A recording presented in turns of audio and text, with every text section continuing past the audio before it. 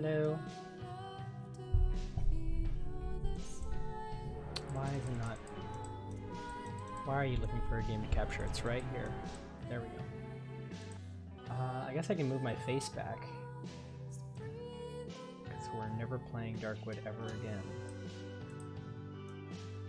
Oh no, what have I done?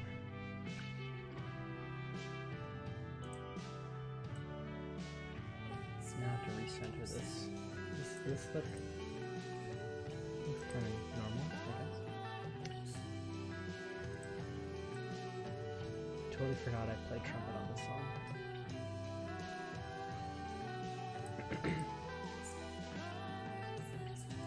I can't. The snap on this thing is. That's as good as I'm gonna get it. Hello. I'm back to Tyranny.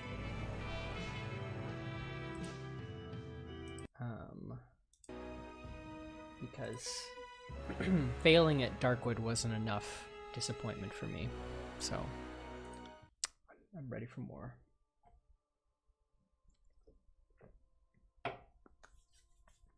But I can actually speak now, at least. I have a feeling there's going to be a lot of, but it's been so long, I'm afraid I don't remember how to play. I remember I'd chosen this party because I was going somewhere. Yeah, I completely need to redo everything.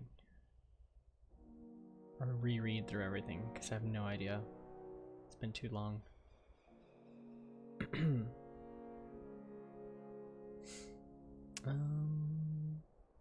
It's saying someone can level up. Oh, her. Oh, damn, mine. Sorry, give me 1 second. My light keeps turning off.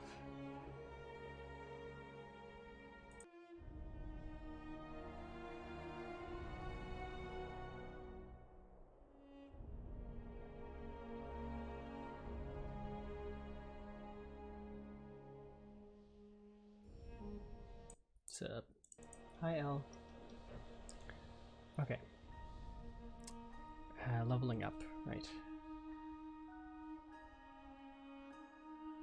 Hey, look, Al, I'm drinking Coke. It's my first Coke in like 7 months.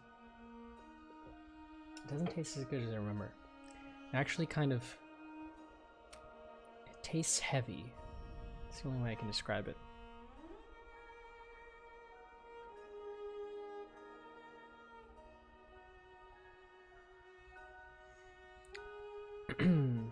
Okay. What should I level up? I need to figure out what ability she has first.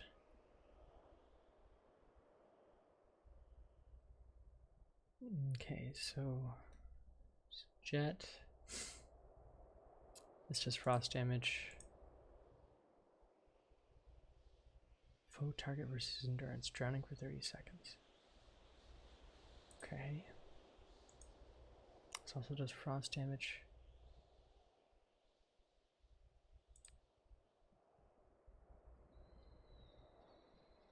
Oh, it replaces this. Okay.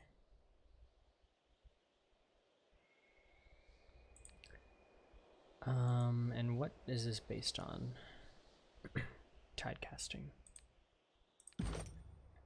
What is her tide casting? So this is might and wits. Oh, she uses might? She does.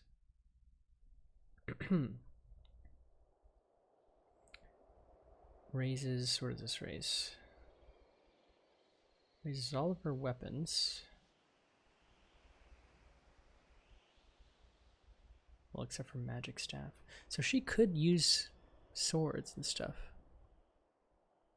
If she has such a high might.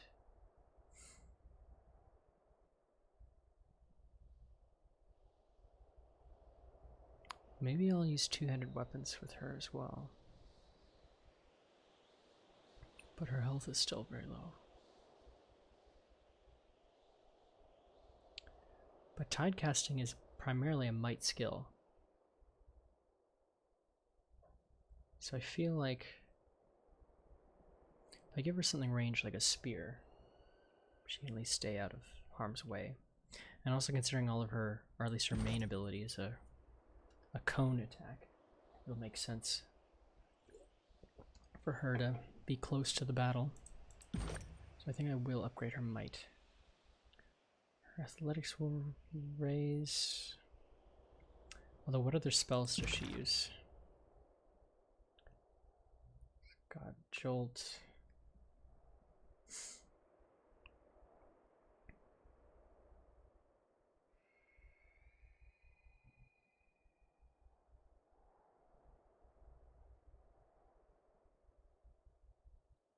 Yeah, more ice stuff. Control Frost. Does she have Control Frost? This is Resolve and Wits. What is her Resolve at?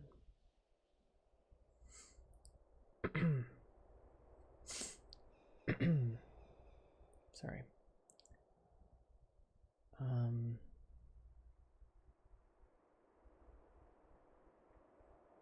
Yeah, maybe that makes sense for her to have some higher Control Frost. It'll only go up by 1, but... And she also has Control Force as well. Whereas if I do this, Tidecasting goes up by 2. Two-handed weapons goes up by 2. That is the question. Control Frost or Tidecasting? I'll do Tidecasting.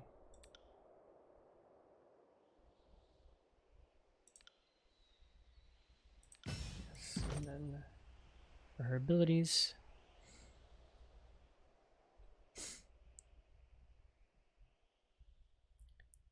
recovery time is reduced and she strikes twice with her normal attacks. Being hit removes this bonus for a few seconds. Interesting.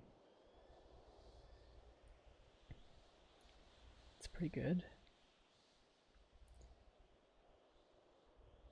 Random hostile effect removed. Which one's from Mother's Base? This one? Okay, so that makes it area of effect.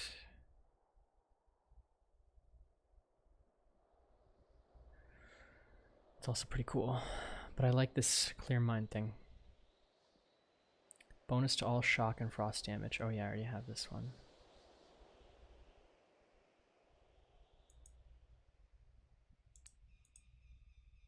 Yeah, again, I'm confused. Is this another 10% on top of the 10% she already has to frost? Or is it just she gets frost and also shock? I think it's just the same, so I'm not going to do that one yet.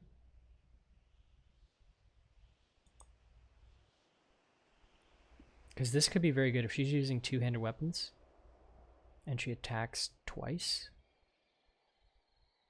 Then that's a lot of damage.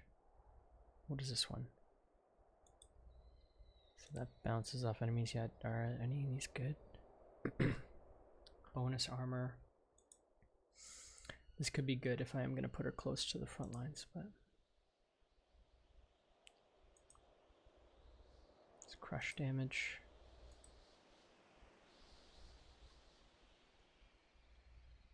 Strains health. I feel like this path seems to be more of the tanky path. I already have a tank in the party. Whoa. Oh, it's extra experience, but for a ton of stuff. Alright, I'm gonna go with this. Oh, do I already have that one? I guess I already have that one. Gosh, okay, that's awesome. Maybe I should get this then. Have some variety. No, I think it's cooler to just focus on one thing. Extra area of effect. Does she have a lot of area of effect spells? This is area of effect.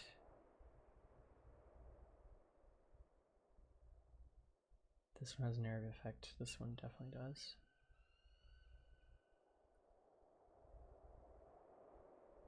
This is also area effect.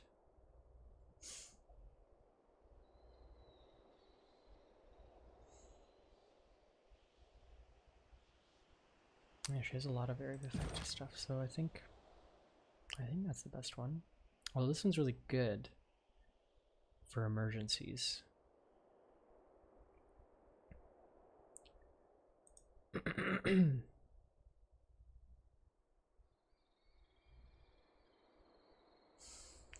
Doesn't do that much damage, but if she's going to be close to the front, she might end up taking a lot of damage. Yeah, I'm going to do this. What is this? Ooh, the fog. So minus 10 accuracy, bonus subterfuge. Is subterfuge really useful in battle though? Yeah, this is all out of battle stuff. You can't really stealth when you're in battle, I don't think.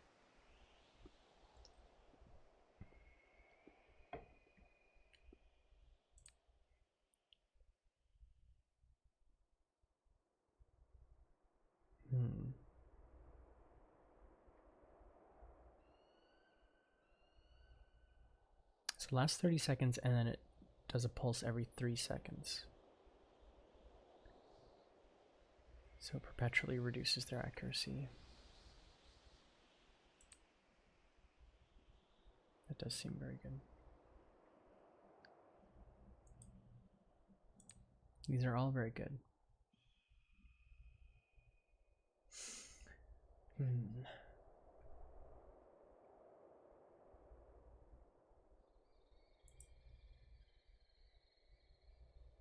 It's got a radius of 10 meters too.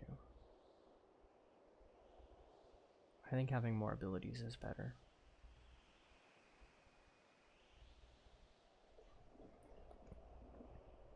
So I'm gonna go with that. Hope that's the right choice. Okay, so I remember I picked this party for a reason. I don't remember what the reason was. Where are my quests? Okay, well I don't know where the other spires are. I have to go meet Graven Ash at Iron Earth. Disfavored General has regrouped his forces at the Mountain Fortress of Iron Earth. Try to discuss the Archon of War's next move. Okay. Oh, right, I think I remember. I want to bring Barrack, because we're going to the disfavored camp, and he's a disfavored.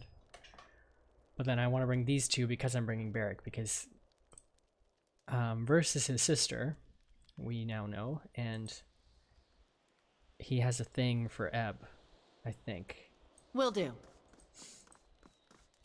I think he said he had a thing for Ebb. Yeah.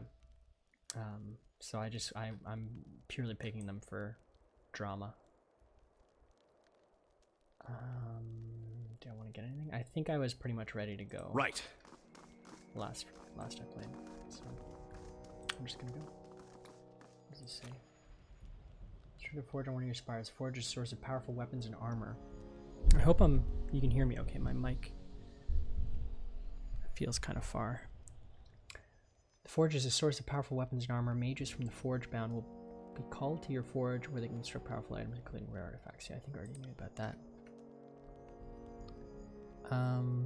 Where's my map?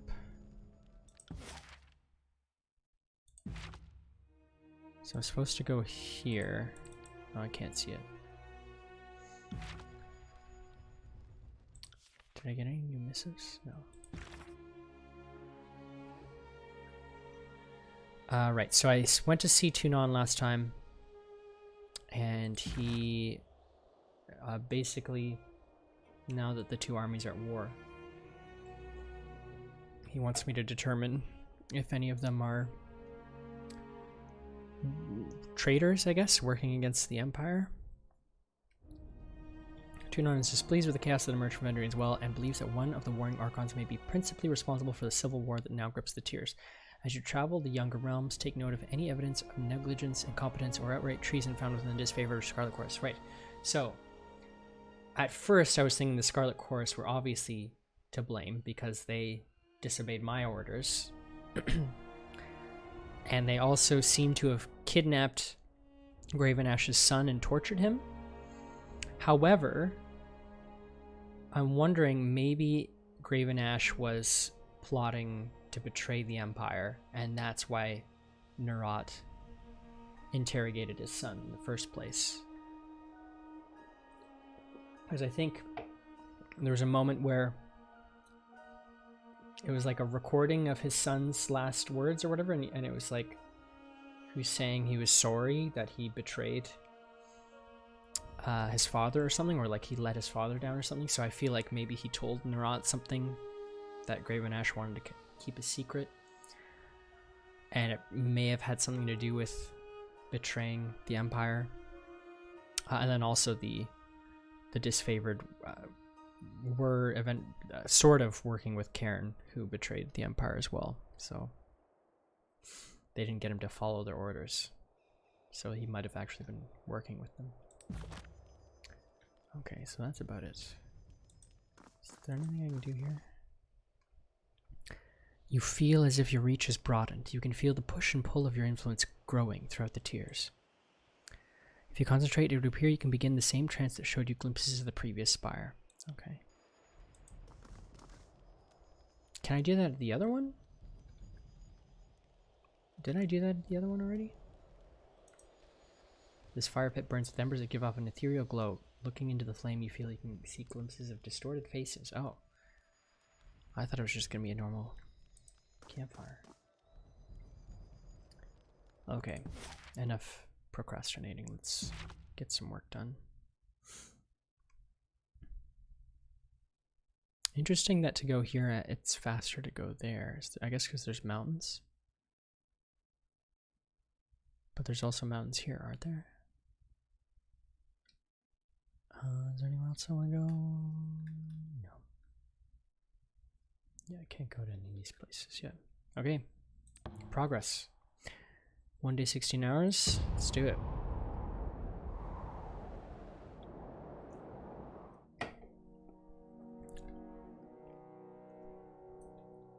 Free disengagement attack.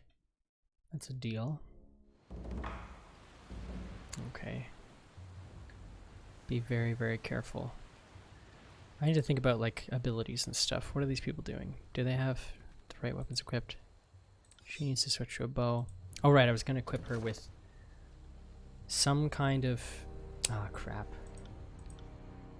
I should have gone back and made sure I had all the right weapons and stuff. Right, so he has a great spear. This has the range of 2. I think I'll give this great spear to... What's her face? Ebb. No, actually, this one's also a great spear. This is 22, 33, sorry, DPS 4, DPS 3.65, and what is this? Yeah, I'll give Ebb this spear.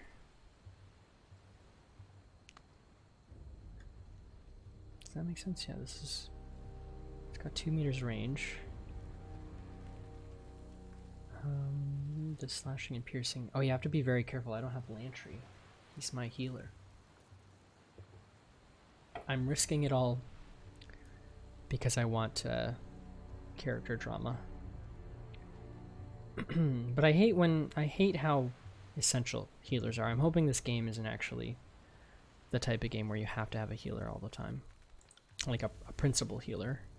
Hoping with my abilities I can compensate. This is not better, right?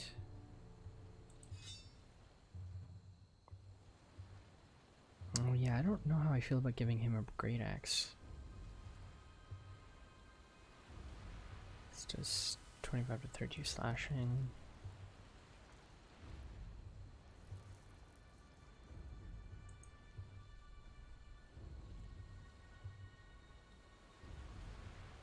This is slashing and piercing, and this one is crushing. Yeah, I'll just give him the sword. Oh, but I don't have any shields. What happened to all my shields? Oh, damn. Okay, I'll use the sword. I'll just use maybe... Do I have 2 swords? I'll just dual wield. Is dual wielding a special? Okay, he's got some dual wield.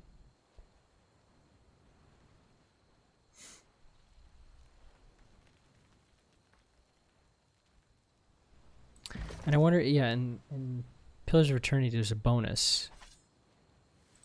You get a bonus for just having a single weapon.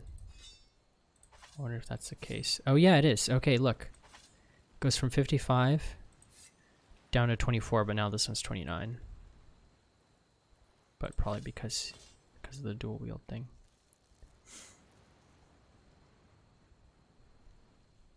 Edict of Storms gives me -10 accuracy? What? Oh, because we're going into this area that's where the Edict of Storms was proclaimed. So it's completely just desolated. Decimated, I guess is the word I'm looking for. Oh, I totally forgot I had this. Sigil of Staggering Force. Sorry, I thought we were going to make progress, but no, we have to spend another 10 minutes. Staggering Force. What was it? Where is it? Oh, it's this one. Allows spells to interrupt. Okay. I should give something to Barrick, since he has an extra slot. But what? Healing stuff? Maybe some vigor. He's not gonna have enough for that. He kind of has enough for this, and I could give him... Reduces the cooldown. Increases accuracy, but I can't fit that one. Increases range. And I can't fit that one. I think this makes the most sense.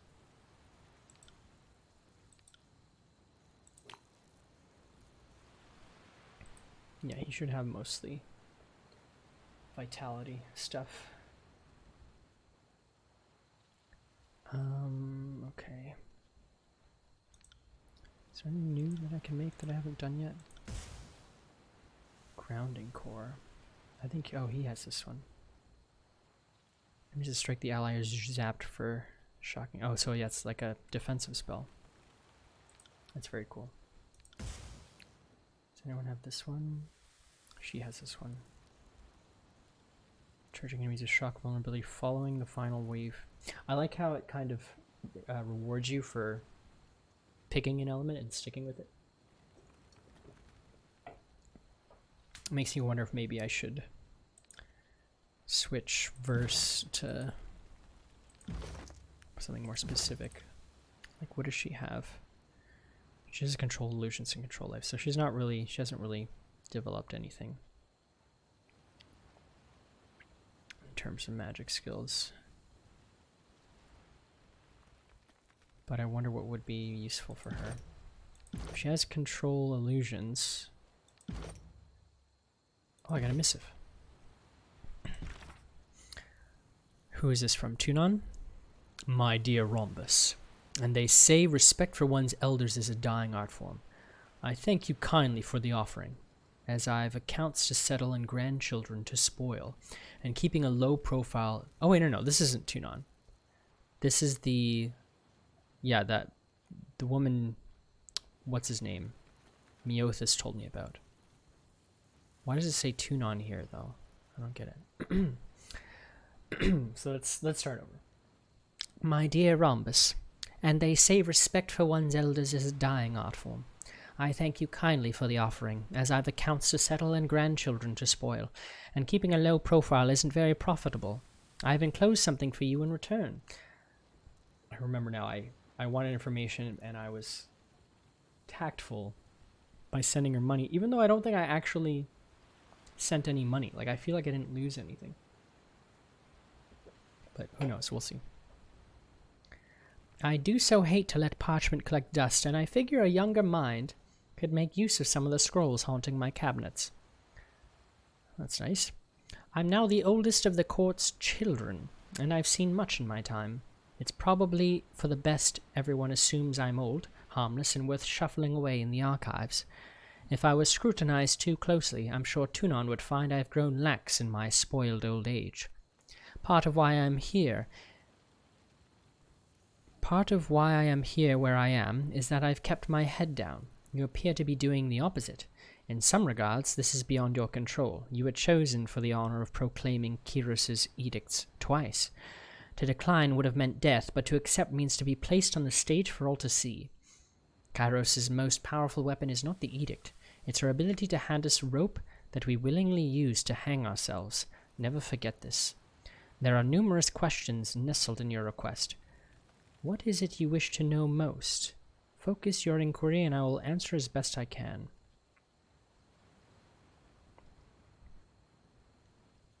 Okay, so I could ask about the edicts or I could ask about the spires.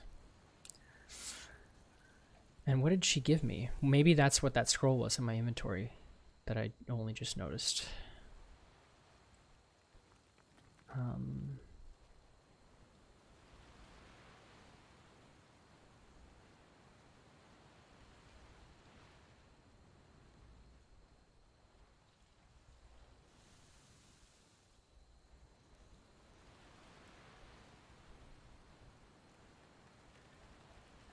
Okay, well...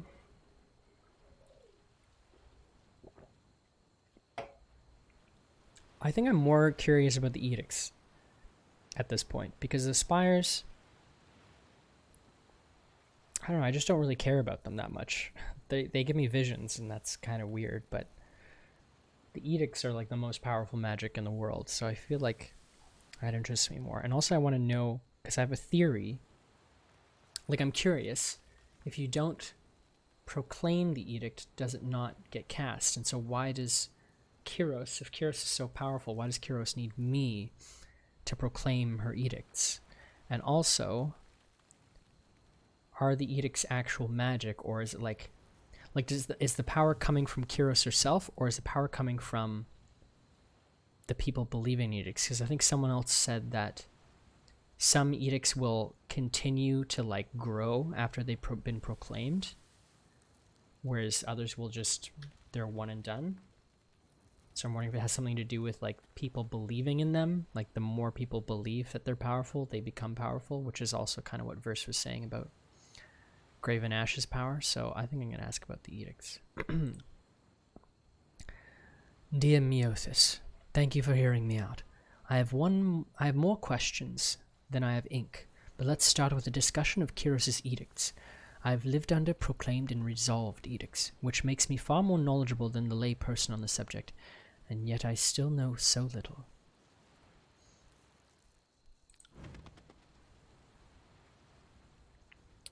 Alright, as the bird flies. Alright, so what was I going to do? I was going to check on, Versus spells. Because she has some experience with illusion magic, so maybe it's better to focus her on that. Spectral blur. That's what he uses. False pit. Oh, she is using spectral blur. Does that make sense? I don't know about that. Maybe I won't do illusions for her.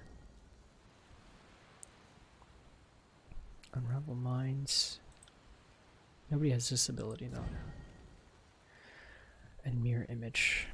Let's see, what can she do with fire?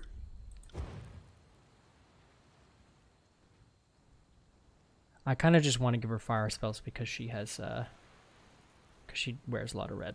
And she was part of the Scarlet Chorus, so. And she's a hothead. I don't know, it's just personality-wise. It's kind of also why I want to give Barrick lightning. But maybe that's a bad idea. She could cast Fireball.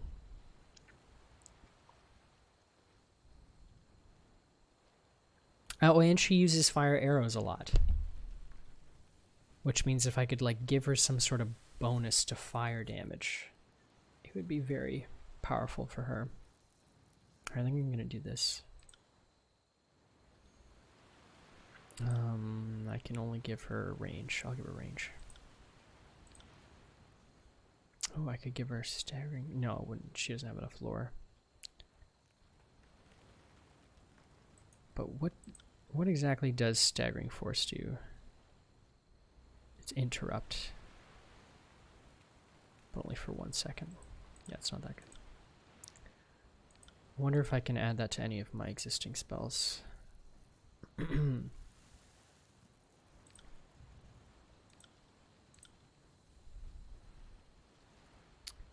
Oh, he can upgrade this, can't he?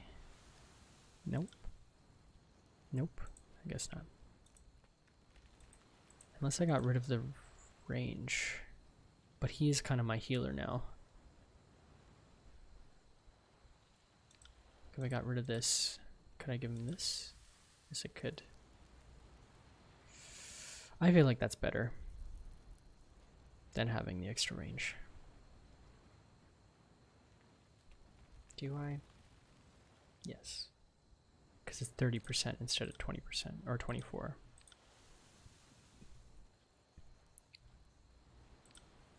What does this do? Alright, so that's a defensive ability.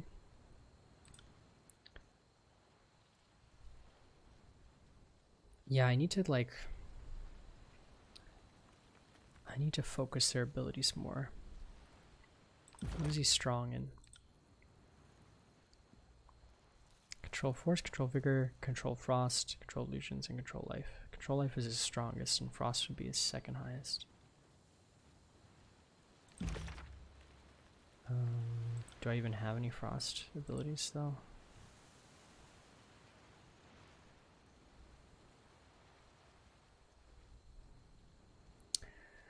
What is this? Radius of 4 meters. I think it's just everyone around you it attacks. So that does make sense for him because he is in the center of battle. So yeah, maybe I will keep that one. And this one I think I put the grounding. So that's good in case someone tries to move away from him.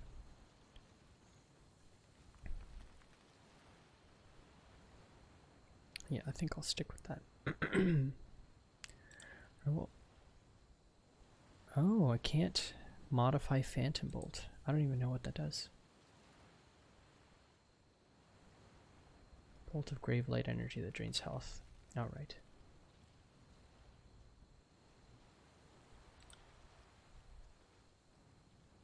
Oh, I can upgrade this. I couldn't upgrade it before because I didn't have. Yes.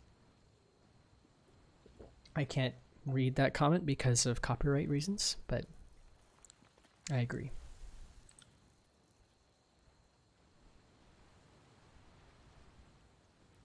In a piercing line. Oh, that would be cool. And she has enough for it.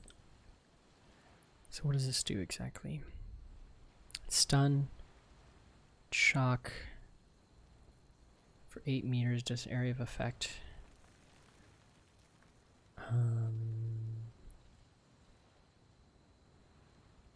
Just 6 to 11 shock damage. Yeah, whatever, I'm gonna add this. I think it's cool.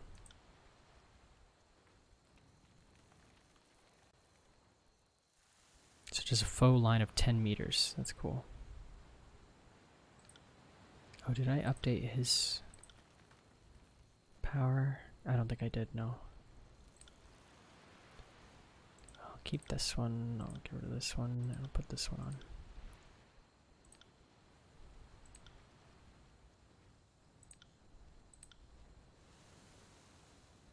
Okay. Now I think I'm ready. As you wish. On it. I guess this is why we have the accuracy debuff. Edict restores. The winds of Kyros' edict fill the air with thick clouds of rust from the decaying weapons and armor that litter the ground. No natural wind, it hampers your movement. Oh, did I pick the right weapons for them? No, I didn't give her that spear.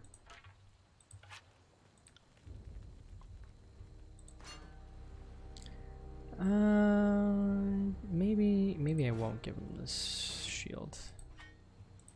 I'll give him the axe. And then I can have the shield. This is better. Which one of these is better? This is DPS 4, so this one's better.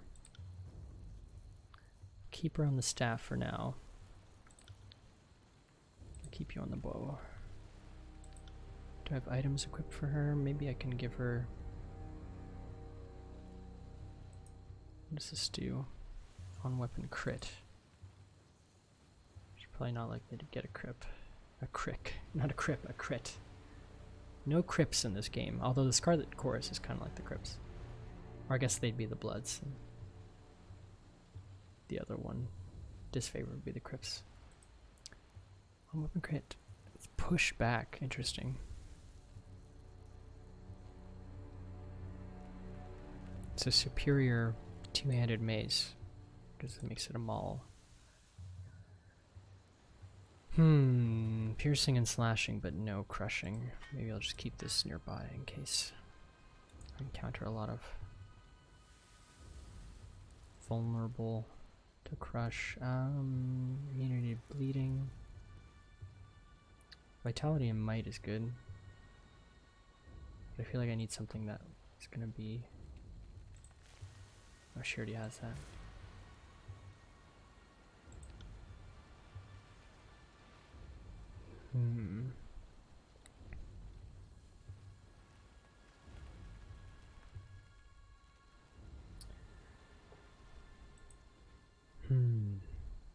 She does die a lot, so this is good for her, but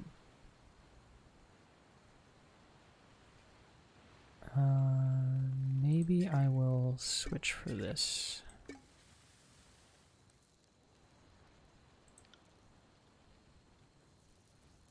I feel like maybe she should have the sable root.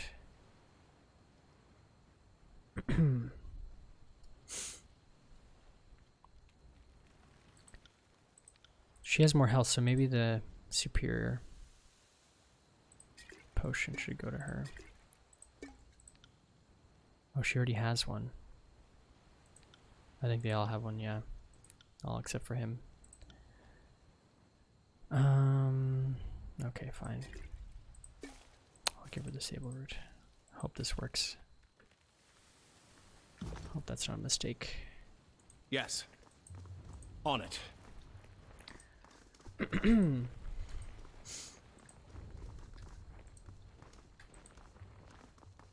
Sorry, I can't. I hope you're marching that Tearsman to the dungeons, Fatebinder. What Tearsman? The dungeon is full of prisoners. I should beat them more often. Okay, well, let's loot before we do anything. Interest. Completely forgot the controls. Ooh. Yoja's Calling. The staff of tree branches oozes rejuvenating sap. Yoja's Calling was held by the hierarch of the short-lived school of Mottled Bark, a collection of mages who turned their backs on civilization and studied in the isolation of remote forests. They suspected that disease or misfortune ended their legacy, since all that remains of them are abandoned items or scraps of indecipherable lore. So adds control life, and you get 1 health every 6 seconds. That's not a lot. Or not not 1 health, but 1%. Still not a lot. But this would be very good for... this would be very good for... What's his name? Lantry. Let's talk to Alfonso. Alfonso. The disfavored soldier chuckles with disdain at the Scarlet Chorus fighter. Consider it, not for a second. We pick our soldiers from elite northern families. We don't recruit from flies buzzing over a mass grave. Are the disfavored so narrow-minded? My gang's strength delivered us across 6 battles with a line of fallen enemies in our wake. Not many conscripts can say the same. The question is not a matter of your skill, but of your breeding, your training, your pedigree. Noticing you, the Iron Guard salutes. Hail Graven Ash, Fatebinder, if I might take a moment of your time. What do you need? This person comes representing a Scarlet Chorus gang. What did you call yourselves again? The Grinning Bleeders. We have a long storied reputation in the Scarlet Chorus ranks. Killers of the highest order, my gang. He puffs up his chest with pride. Before I was boss here, I ran with the Broken Shits, the Salty Nightmares, and the Trap Gang. Everyone made a name for themselves during the war. You made up at least two of those gangs, and don't even bother denying it. Just be careful what names you toss around when there's a former boss standing within earshot, you little pissant. I'm glad I brought her. One of his eyebrows snaps at attention. Verse, so kind of you to chime in with your corrections. In any case, he's asking to join the disfavored, which is out of the question. I've explained the numerous reasons why we can't allow it, but the wretch won't listen. Is that accurate? It is. We're not looking for special treatment, just a new beginning. Seeing as we're healthy, fit, and combat-ready, the Ironclad should have no reason to refuse us. He sniffs, especially since they're low on numbers. That may be true, but it's no excuse to pollute our respectable ranks with your company. We are more than capable. Put any weapon in our hands or send us on any suicide mission. It'll be a mercy compared to what we faced under the voices of Narat. That much is true, at least. There's something to be said for a general who isn't going to gut you in your sleep because it suits his flair for the artistic. Those are the first fair words I've heard you speak about General Ash. Perhaps you're coming around. Then you can count on them being the last, you overfull midden pile. See, if I hadn't brought both of them, this conversation would have gone very differently. That's so cool. Glad I brought them. Halfway stead. If we joined up, the disfavored wouldn't have to compromise their staunch northern morals. We would take the bloody work off their hands. Do you want me to decide the matter? You must know Kyros's law back to front, and I trust you know our traditions well. If it peels this lamprey off my backside, I'll allow it. Speaking for my gang, we'll accept your judgment. We're eager to crack some tearsmen's skulls with Kyros's army again, no matter what color they wear. Let me take your testimony first. Of course, I have nothing to hide. Why this interest in the disfavored? Better training, better quarters, iron weapons. The disfavored have everything we wanted out of joining the military. We want to serve Kairos to the best of our abilities. Is that asking too much? Old Ironclad here seems to think so. Why did you leave the Scarlet Chorus? Our old gang boss fell at the last battle of Vendrian's Well. We saw how the disfavored operated, and it realized it was a chance for a better life, a longer one too. Desertion happens every day in the Scarlet Chorus. I can tell you that we won't be missed. Why can't the recruits join the disfavored? I kind of already know this. Oh. Verse, he says that like he's boasting. Only the shit-heel recruits who never make a name for themselves are overlooked at muster. Why can't the recruits join the disfavored? I kind of already know this. Most of us would rather swallow our tongues than take orders from some rigid officer who talked his way into leadership, but to each their own. Where to start? Not only does Gravenash handpick his disfavored from the decorated northern stock, he takes a personal interest in our training and education. We are his sons and daughters. To accept any less in our ranks would hold the very process in contempt. The only capacity they could serve would be manual labor, hauling wagons or digging latrines, but that's the work of slaves. Not what they've come requesting.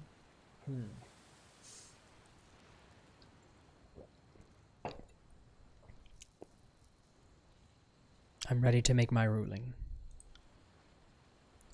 Good. Whatever's fair, we're prepared to stand by it. I could just have them executed.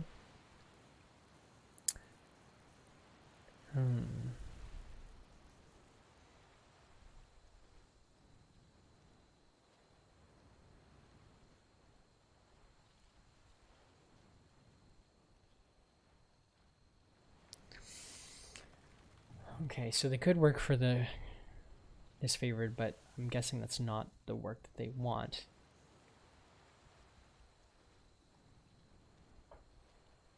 I don't think that, like, them going to civilian lives... I mean, clearly if they wanted that, they could have just done that anyways. At least in the disfavored, they'll be protected from Nerat. And I think having fewer soldiers for Nerat, although it's not going to make much of a difference. Yeah, I feel like this is probably going to make no one happy, so that's usually my style. I consign you to hard labor, hauling wagons, digging latrines. Favor with disfavored, wrath with the Scarlet Chorus. But that's a waste of our talent. We could shed so much blood for the disfavored. Gain favor with bleed and mark. I agree, it's a waste, but these fools should have known better than to turn coat. It always bites you in the ass eventually. Horrid maggot, you occupy space and eat our food. Don't presume to complain about your treatment. Fatebinder, I thank you. We could all learn from your practical, calculating approach. I would have had them just join up. Just, like, force them to, like, join the army. But I guess that wasn't an option. Hard labor it is, then. Believe it or not, I can think of worse. Welcome to Iron Hearth. I'm cooking stew for the other troops. It's mostly leeks and marrow. The soldier looks at Verse with an unsettled frown. Oh yeah, they don't like her. I didn't have a life before the Legion. We got cheese. Let's talk to Akalos. Greetings, Fatebinder. Akalos, 32nd Legion. The soldier salutes. Glad to see Tunon's Agent Grace, Iron Earth. Ash's troop has no lack of order, but a servant of the court is always welcome. Between our missing commanders and a Scarlet Chorus lieutenant pinned down, I'm afraid we have our hands full. I suppose I can spare a moment for conversation. You need something from me? Tell me about the Scarlet Chorus, Lieutenant. Seems our troops have this little maggot of a Scarlet Chorus lieutenant cornered over at Kaedo village. From what I'm hearing, it's the same guy who's been ransacking our caravans the past few weeks. If I wasn't already handling something for Ash, I'd go and skin the filth myself. You being here simplifies matters. Make sure this lieutenant doesn't leave the village with his life. I will handle it. Good of you to pitch in. No one will mourn the loss of one more chorus rat. I have questions before I go. Not a problem. What do you need? Naturally, you have my undivided attention. Where were you during the conquest? You could say I've seen the tears from top to bottom. I dug latrines at our encampment at the Gates of Judgment. Then my promotion sent me to Lethian's Crossing. Got into a few rows with the Bronze Brotherhood. Not a pretty sight. Then I had a brief deployment in Apex, but the fighting was winding down around when I arrived. After that I did a tour of Stalwart, but got transferred out before the edict tore everything apart. This guy's been everywhere in the tears. Tell me about your home in the north. I hail from Balmywell, a small hamlet far west of Kairos' capital. It's nothing glorious, but I can trace 6 generations back there, so it's home. I hope to return there someday with a heap of tales, rings, and renown. Once Graven Ash gave me his favor and recruited me to join the army, my family went from respectable farmers to elite folk, better regarded or respected than damn near anyone. They must be doing well for themselves. How did you join the disfavored? Ahead of the conquest, Graven Ash sent recruiters to all the outlying towns, looking for worthy talent. The village held a tourney and melee to demonstrate our local muscle. Nothing fancy, mind you. It was mostly fighting on hay bales with wooden spears. I had the distinction of toppling even the biggest contender. A familiar tale, and one after my own heart, Barrack nods with respect. It's a good thing I succeeded. I'm more useful to Kairos on the field of battle than a field of wheat. Nice little. They didn't have to add that dialogue in, but they did. I like it.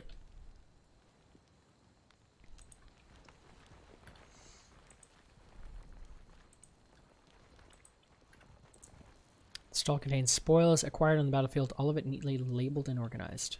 Let's talk to Fox Trick. Kind of you to stop and chat. I'm in a sticky situation, and no one in my gang is alive or around to help me out. Stop wasting the Fatebinder's time. He has better things to do than listen to some criminal's mewling. I'll be the judge of that. Tell me your problems, soldier. Thanks for hearing me out. The disfavored aren't keen on conversation, otherwise I wouldn't be here.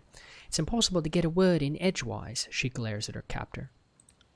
Soldiers caught me outside a breach in the old walls. That's it. I wasn't inside. I hadn't stuck my toe through the threshold.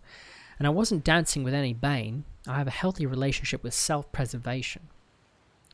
Then why were you arrested? You're only hearing one side of the story, Fatebinder. Our scouts observed this wretch readying to enter the old walls. Her account is flawed, her guilt witnessed by multiple trustworthy northerners. The soldier makes a point of standing extra straight when he addresses you. I'm sorry, is readying to enter the best you have? Because I could just as easily argue that you're readying to get knifed between your shoulder blades. But it doesn't count for shit until I see blood and bronze.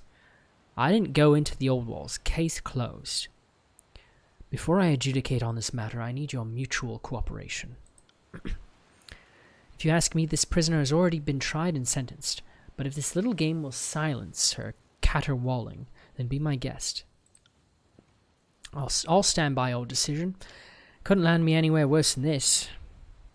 What were you doing outside the old wells? My gang went inside. As I tried to tell the disfavored clods 100 times over, I shouted myself raw trying to get them back out, but the gang was having none of it. Our leader discovered the breach and got himself excited over the chance of finding treasure. Try as I might, I couldn't talk him out of it. Soldier, can you speak to this defense? I wasn't there, of course, but I'm familiar with the arrest record. There was no gang. Excuse me. I'm getting the coke burps. Just a lone opportunist out to make her fortune breaking Kyrus's laws. The scouts could tell just by looking at her that she was headed for the breach. She's a fiery one, put up quite a fight when they took her in custody. I have no reason to doubt the charges. So you had no interest in entering the old walls? Never. I grew up in the Tiers. Even we knew better than to go inside the old wells. If not because of Kyrus's law, because the things lurking inside there were like to eat us. Whatever you can find in the shadow of those ruins, it's not worth the risk. What was your gang doing in the old walls? Causing trouble, looting. No more or less than what gangs do. So I wonder why it's illegal to go into the old walls. Because it's dangerous, but the laws clearly don't exist to protect the people. The laws exist to maintain the authority of the empire. So why would people getting themselves killed in the old walls threaten the authority of the empire, is my question. Our boss was obsessed with holding this position, which is healthy when you're in the Scarlet Chorus. When he came to the conclusion that the old walls might have some powerful artifacts, he resolved himself to find one at all costs. Funny to see a guy so wrapped up in survival trying to get himself killed. Typical behavior from someone who isn't confident in their leadership. Makes for a nice self-fulfilling prophecy when their own gang takes them down. See, she understands, Foxtrick bows to verse. Any idea where your gang is now? I never saw them make it out of the old wells, so either they did or they didn't. My money's on the latter.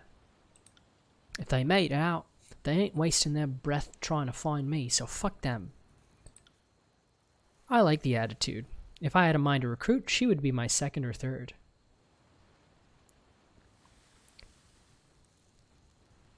Again, I can always ask for bribes. That's the one guarantee in every dialogue option, is that you can solicit people's bribes.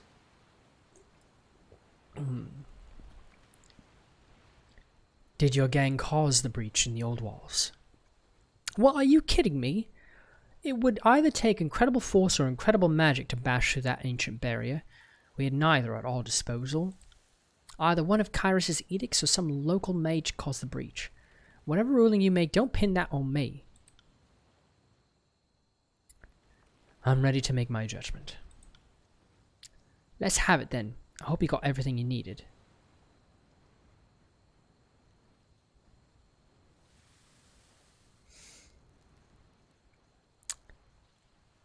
Yeah, I'm gonna let her go. I don't even really see the whole... I don't really understand the whole law against the old wells. But I mean, I'm not really here to question the law, I guess. I'm just supposed to enforce it.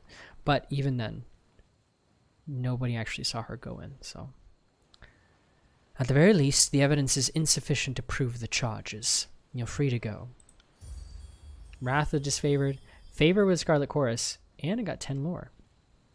Shrewd, Fatebinder, very shrewd. I think you'll just do just fine. Verse. Legal technicalities are my favorite kind. Go rejoin the war effort with a new gang recruit. Start your own if you have a mind to. That's an order. Yes, ma'am. If you were gathering a force, I'd kill my way into your good graces. Pity I have to settle for less. I'm glad I brought verse. Ovinus. This goes against my orders and my reason, but I cannot argue the ruling of Tunon's agent. I'll let you go. Try and stay out of trouble. I'll stay out of the old walls, but that's all I can promise.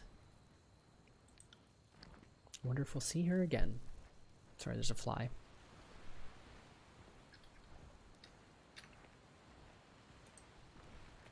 There she goes, out of my life. He's secretly in love with her. I won't soon forget how you did right by me, Fatebinder. Can't do that. Can't? What, no one has 59 Centrifuge? Come on. Sorry, I can't. Somebody's got...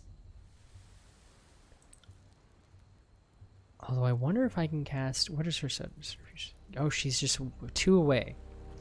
I wonder if it'll let me cast that spell. But I'm worried if I cast a spell... they're going to take it as an act of aggression. What was it? Yeah, they might take it as an act of aggression and start killing me. But this would raise my Centrifuge just high enough to open that.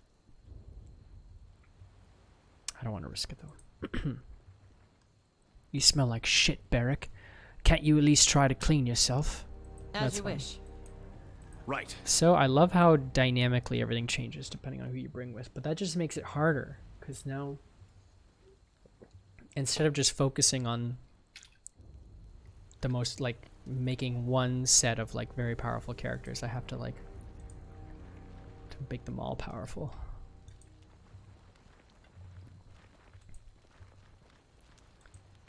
I've been guarding this portcullis since we took Iron Earth from its defenders.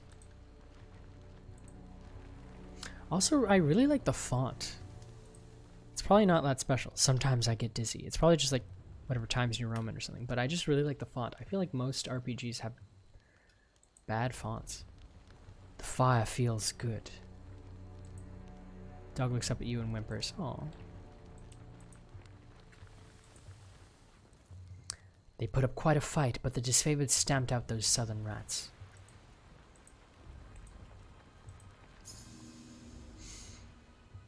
Yes, but that's part of the reason I brought Barrick, I remember now, is because this is the place that he got his armor.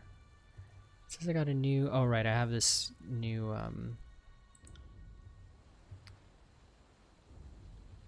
quest. That's in Lethian's Crossing? Oh, it's a village near Lethian's Crossing. Okay. I'll do that when I leave. Did I unlock anything? It was giving me a notification like I unlocked something. Well, I have fear with Barrick. And I think I have fear with Verse too. I have fear and loyalty. But what does this do?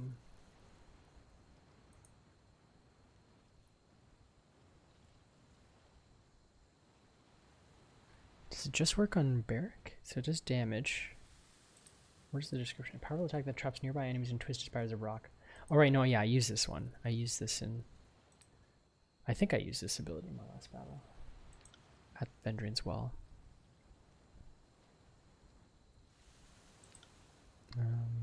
What's this? Lifted into the sky, Elb radiates moonlight, healing allies and harming enemies. That's cool. So she's kind of a healer too. Just only works one per rest. So you can still be hit, but not by melee. Doesn't say how much they're healed by though, but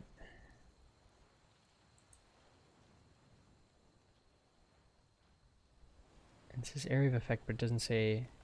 Oh no, it does have a radius, 12 meters.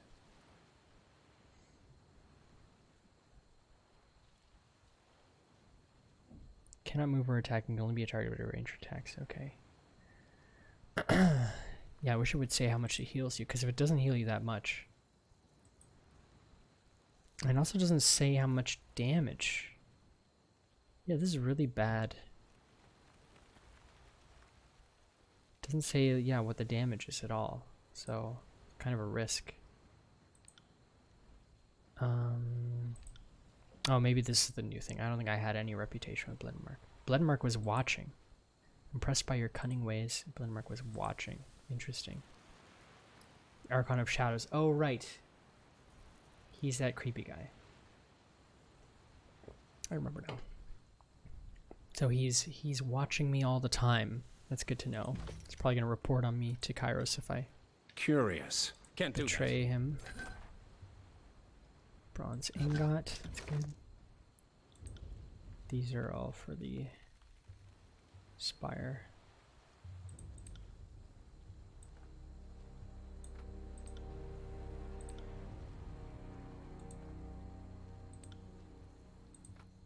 I wish it would just automatically put it in that.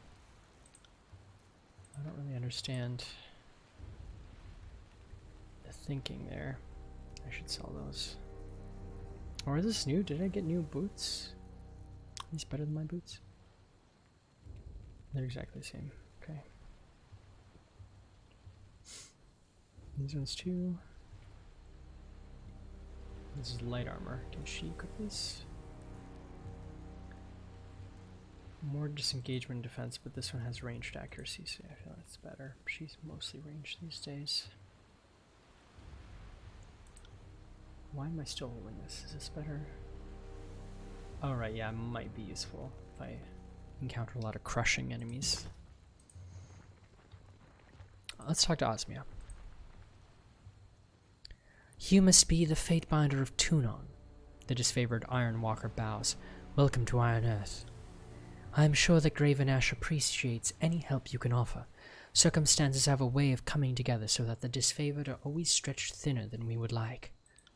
What can I do for you? Why are the disfavored so overworked? She rubs her palms together and frowns. We're trying to shoulder the brunt of this civil war without the strength of numbers. The Scarlet Chorus can throw 1,000 disposable bodies at an issue without a second thought, but we're forced to be a little more discriminating. We might be trained to deal with the stress of combat at all-night drills, but we're fatigued by the high standard we set for ourselves. She studies you in a cautious manner. Not that I need to burden an agent of the court with my misgivings. Once the war is over and the tears are properly subdued, my hope is that Kairos dispatches some relief troops to support the occupation. We all deserve a season of rest.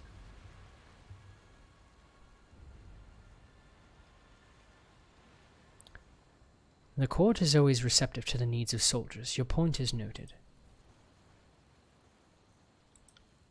That's very generous of you to say, Fatebinder. I'm grateful to know that someone is listening. A nervous smile brightens her expression.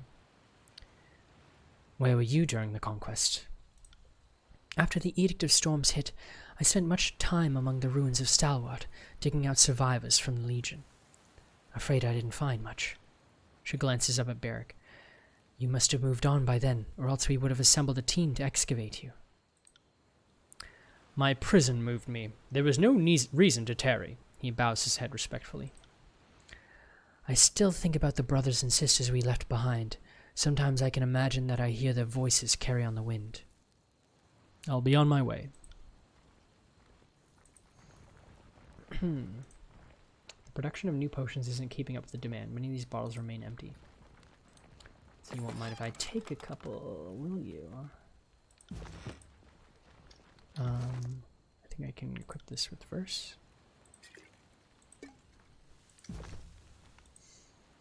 Zephylos. Even though you're not fully fledged disfavored recruit, I've been authorized to grant you purchasing rights from our store, within certain limits, of course. What would you like to see what we have to offer? Yeah, gosh, I can't talk. What limits are those? It's nothing personal, I assure you. Graven Ash wants us to control our supplies without restricting access to his army's supporters like yourself. The finest arms and freshest provisions are reserved for the soldiers under his direct command. I'm sure you understand. The Archon takes our protection very seriously. Understood. Let's see what you can offer me.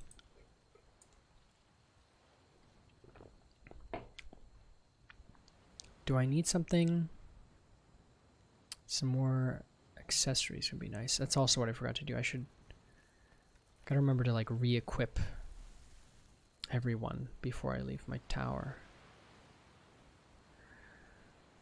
I don't have enough money for this. What is this? Sigil of Stone. No, I can't buy it. I can sell some stuff though. Except Chalcedony. Sell the opal, sell the bloodstone. Oh, Waking Death. That's actually very good. It's very, very good. I can't sell any of that stuff. Should I sell my armor? I might as well. Because he's got the same thing, and Merrick can't equip this, so should probably sell this great sword. No, I might need it. Sell the Qatar. And should I sell the axe? I have slashing damage. This is DPS 271. This is less DPS anyways, so yeah, I might as well sell this. And I mean, this might be useful later, so I'll hold on to it. It's still not going to be enough for this sigil.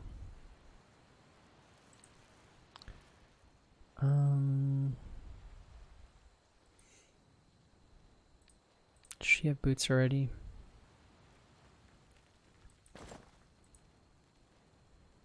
Ebb wears lightweight sandals wrapped high along the leg with a series of ornate rope ties. The open foot is designed. What? The open foot is designed is intended for nautical work. That is not a sentence. Where closed boots would quickly. Oh my gosh, this is terrible. The open foot is designed is intended for nautical work where closed boots would quickly become waterlogged and rank. That doesn't make any sense.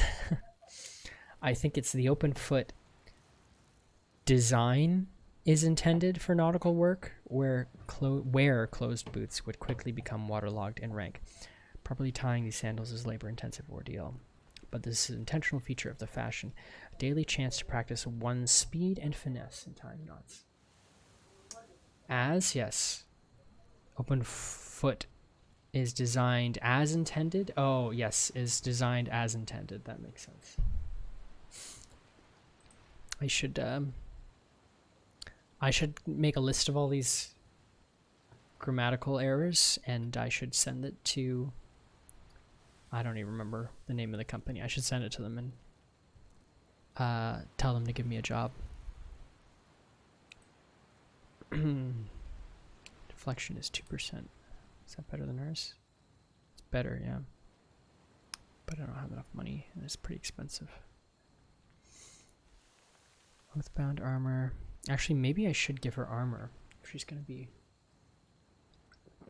fighting up close. Not heavy armor though. Is there medium armor? Is that a thing?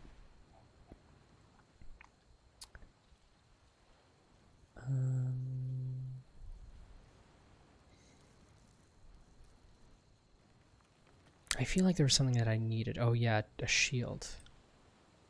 But I've got this one. It's not very good though. It's common quality. Is this the exact same one that I have? It's parry 25, dodge 6. Yeah, it's the exact same one. Would be nice to have. I could sell this one and just... Although it's nowhere near the same price.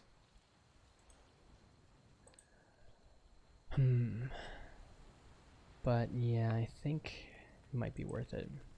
Parry 25, dodge 6, endurance plus 20. This one is... Yeah, it's way better. But it's so expensive. Ah. Gotta spend money to make money. This is good. These are all gonna be... Oh no, this is leather armor. Lieutenant's leathers.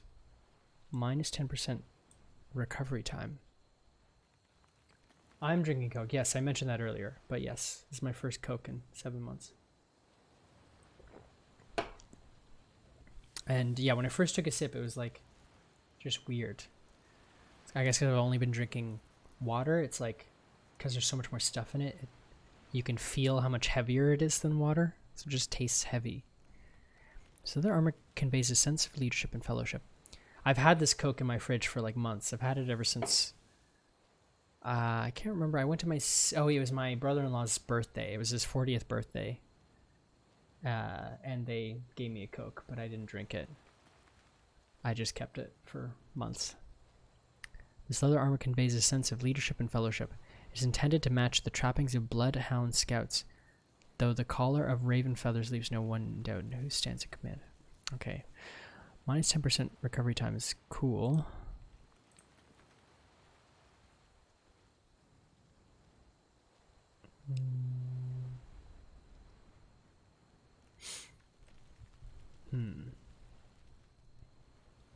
Oh, but it's... Sorry, that's the wrong one. I want this one. So it's going to add to her recovery, but then it also reduces her recovery at the same time, so it kind of balances out. Plus 3 armor. Do I even have enough for this, though? What's 9 plus 14? It's 23. I have exactly enough for this. Extra pierce and frost armor. Got a lot more deflection.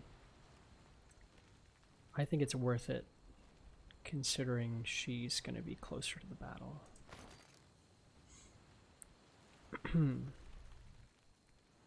Wait a second. Oh, so I have to spend 8. Yeah, that's what I have to spend. Got it. What is this? Martyr. Heal nearby allies when defeated. Wow. Well, that's not something I want to happen. But it heals a lot. That could actually be an interesting strategy. Just have a glass cannon.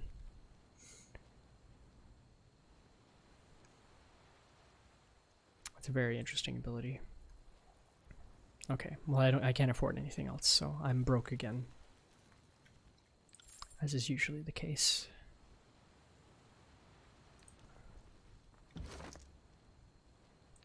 Oh, I could have sold this shield. Double shield knit. And then for you... Yeah, I don't want to give her heavy armor. I'm going to give her this armor. That's not going to... Like, leather armor just means she's slower, right? It's not going to ruin her magic powers or anything, is it?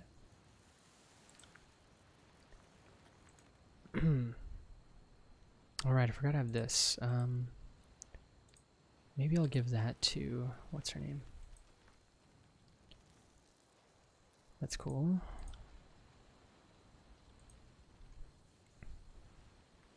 Yeah, that's good.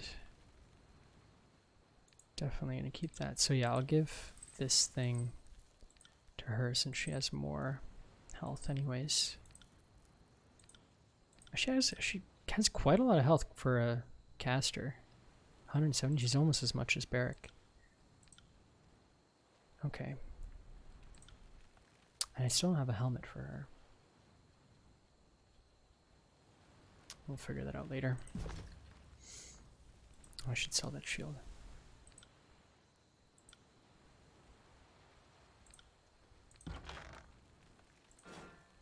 Should I sell this? I feel like I might need it.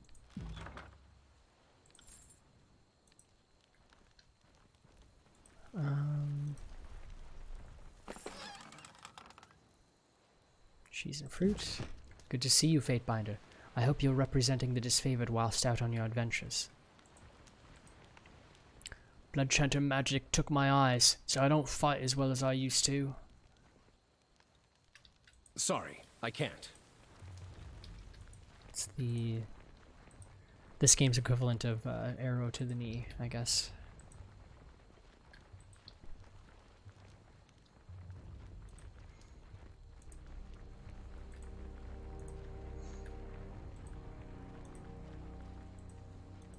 Oh, there's Graven Ash. Is there anyone else I can talk to? Oh, there's a lot of soldiers there. It's a good thing I didn't start a battle accidentally. Fish. These reports list all known Scarlet Chorus outposts and strongholds, as well as troop compositions. It's safe to assume that Graven Ash has his own eyes and ears within the ranks of his enemies. Oh, you know what? I'm going to check on my laundry, so I'll be right back. I have returned. Okay. Is there anything over here? No. Let's just go. Just do the main quest finally.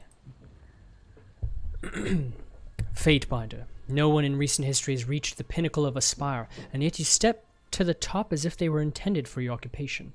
What do you have to say for yourself?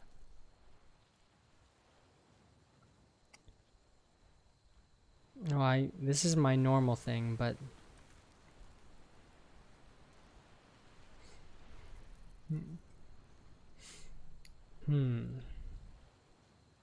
I do like saying nothing but no. I'm gonna say this.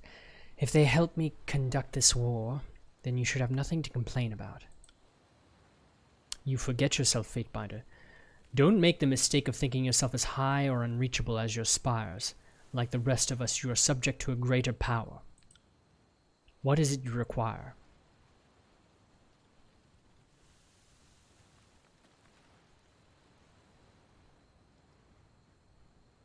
I want to know more about the disfavored. We are more than a mere army. I ensure that the disfavored legion represent everything we hold dear in the north. Rigid discipline, training to perfection, respect for the law, and the importance of family. As conquerors, it is our duty to teach the savage lands not just how to live up to the values of the empire that the empire sets, but how to live for them.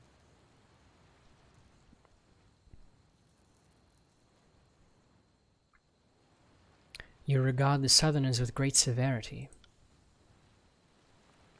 Oh, do tell. Ebb's eyes alight with excitement.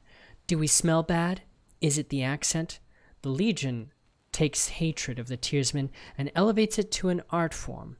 Just what exactly did we do to offer such offense? The South is squatted in willful ignorance of Kairos' superiority for so long that they don't deserve my respect. As the rest of the Empire coalesced into a united, shared culture, the Tearsmen prided themselves as distinct. We looked on them from afar with nothing but scorn. All that I see in the Tears confirms my bias. There's lawlessness, neglect, corruption, infighting. Everything the vaunted North has disposed of through superior breeding and culture.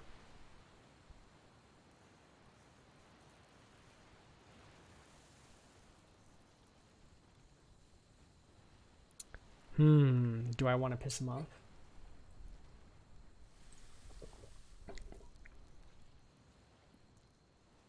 I mean, clearly he's not gonna like me saying this.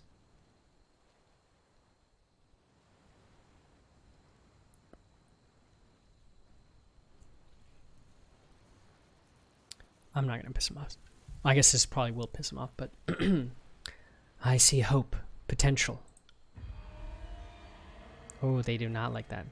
You must be uncompromising in your execution of Kairos' law. Never forget that our stance on the battlefield already places us in the right. Don't let any pretense of Southern values color your opinion. Of course, it's possible that these tearsmen may come to enjoy all the best of Kairos' offerings, but it will take generations of trial and the long-term eradication of culture as they know it. A worthy pursuit by any standard. Nice to hear the general confirm it. The tearsmen are a naturally defiant folk, and you'd have to silence our ways for generations to share the courage and tenacity. To shake the courage and tenacity out of our blood. Keep talking, Tidecaster. You can join your friends in one of the many mass graves that litter the realm. Beric, that's inappropriate. I was just stating an opinion. Nice. Vendrian's well was proof that opinions are a poison. I would not have them in this company or in this fortress. A pity that we aren't of similar mind. What is the Legion's history? As Kairos conquered the north under the single banner, there were those of us who resisted the call to unification. I was a young warlord at the time, petulant and inflated by pride. I rallied the sons and daughters of the north to stand against Kairos. Our offensive was valiant. We planted our shield wall between the armies of Kairos and our homeland, declaring that no tyrants would dare cross us. Go on. We held our ground for a time, drawing the attention of others who would add their strength to ours. Every victory was discussed and celebrated by other warring factions that refused to submit. As you've witnessed, none can stand against Kairos. Eventually my legion shattered against the relentless onslaught of Archons and soldiers. They brought me in chains before Tunon. He told me that enemies of Kairos would all be put to the sword unless I took that one opportunity to surrender and join the fold. Go on. Out of loyalty and love for my countrymen, I swallowed my pride and bent the knee, offering my sword and my life to the Empire. My army was granted the rights of Kairos' peace, and we lived on as servants of the Overlord. This is why I think he might actually be the traitor. Since we had transgressed and rebelled against the offerings of Kairos' protection, my elite legion was stripped of their decorated name and dubbed disfavored, a mocking reminder of our past crimes. Even as we stand above all others in the ways of war, we struggle to earn back Kairos' favor. Every soldier in my legion is descended from those who stood with me during the rebellion. I keep them close to me because they were the finest northern stock, and their continued lineage is a reminder of Kairos' mercy. That goes for you as well, child of the North. By your unwavering loyalty and respect for our heritage, you are beloved in my eyes. He nods at Beric. Verse. Disgusting. I hope you don't expect me to listen to this sentimental drivel much longer. You sound jealous, Verse. Maybe you just don't know how it feels to be favored by an Archon. Nor would I want to. If the Voices of Nerat takes an interest in you, that's one step closer to having your skin flayed and sewn into his tent. I'm so glad I brought them. Tell me of the units. Most of the Legion is made up of stone shields. They are the bricks in our shield wall. The Ironwalkers are the trained and efficient killers who branch out from behind the phalanx to fight among the enemy ranks. Crescent Runners are the fleet-footed light infantry who bait the enemy into premature attack.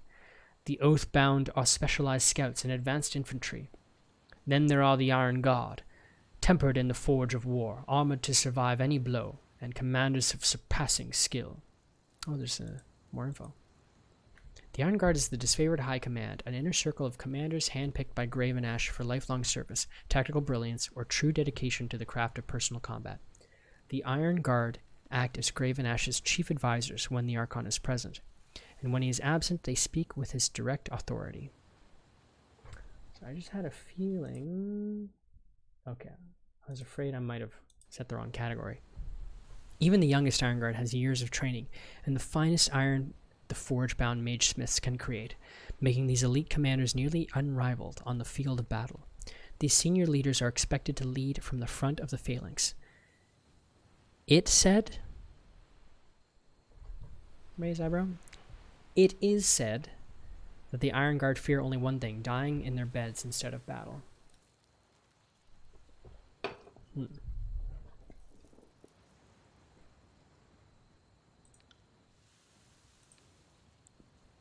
Do the disfavored have their own laws? I hold the Legion to a particular set of standards. We don't have laws as you would know them under Tunon's teachings, but every soldier in the Legion is aware of my expectations. The first, honor the Legion in thought and deed. I cannot allow atrocity or heinous crime to drag my respectable Northmen into shame. I expect my soldiers to follow Kairos' mandates and conduct themselves respectably. The second, honor all oaths with your life. This respects the vows made to me as Archon and Kairos' overlord. There can be no formal marriage for the disfavored ranks. This to prevent any obligations higher than the military. My soldiers can pair up and sire offspring as they wish. The North needs daughters and sons, and I would not force my countrymen to choose between family and loyalty. Wait, but isn't that still... He doesn't want there to be marriage. Because he doesn't want them to have any conflicts of interest. But they can have kids? I guess they just don't care about children. And last, honor your shield and weapon. The maintenance and care of arms are critical to a soldier's success on the field. Of course, there are rare exceptions. How do you fare under that shell of iron, son of Barraconan? The Archon regards Barrack with interest. Well enough, General. I know I'm not in top form, but I'm able to execute my duties with distinction. As you say, as you say.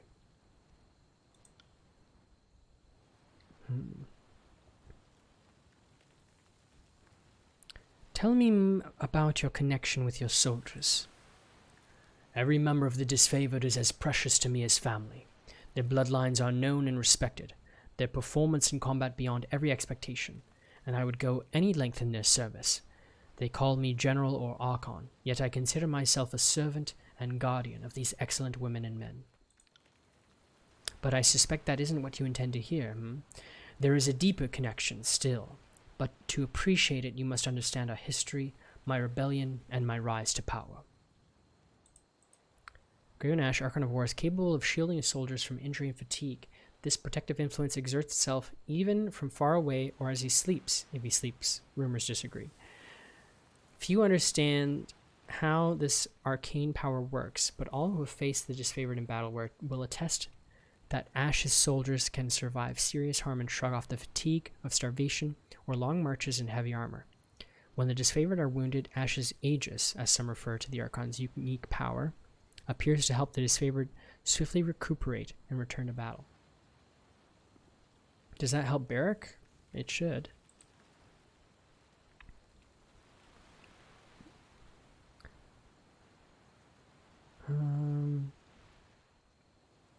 Maybe he'll tell me something. I kind of already asked about this. No, I won't ask again.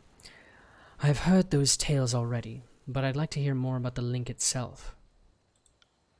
My relationship to the Legion goes deeper than anyone outside of it can fully comprehend, and it goes both ways. Our love and devotion protects and envelops us. We are a shield wall unto each other.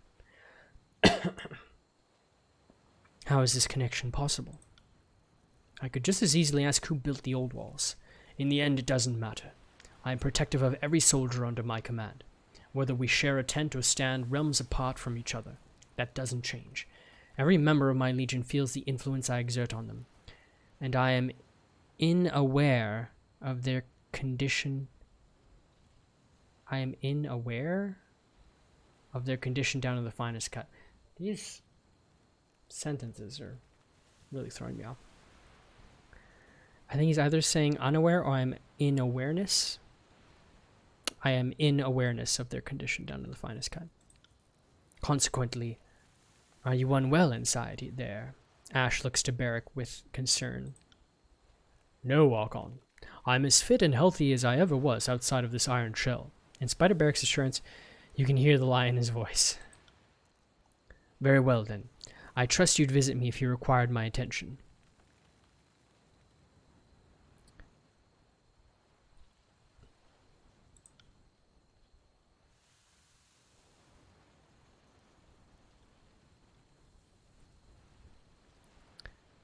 I want to ask about your rebellion against Kairos. You are right to be curious about our history, but it concerns me that you would speak of rebellion. The battles of the past are centuries cold and hard as iron.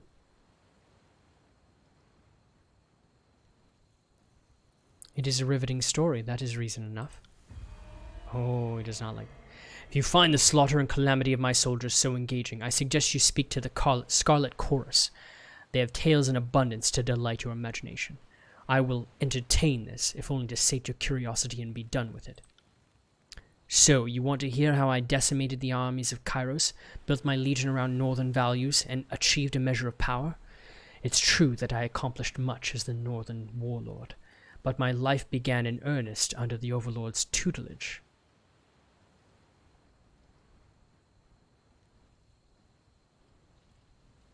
How did you rise to power? That tale is bound to the rebellion itself. I always inspired loyalty and devotion in my soldiers, but as the years wore on, I grew to love them in return. Every stone shield is as dear to me as a blood relation, and I would go to any lengths to see them succeed. Well-aware? Yeah, that would make more sense. Delaware, even. As we know all too well, General, Beric salutes a fierce salute. Or strikes a fierce salute, sorry.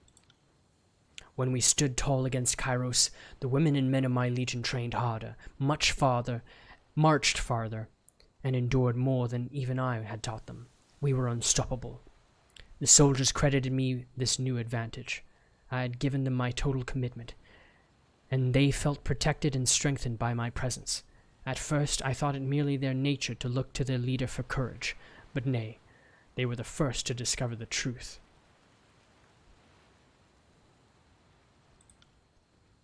I was the root cause of their strength.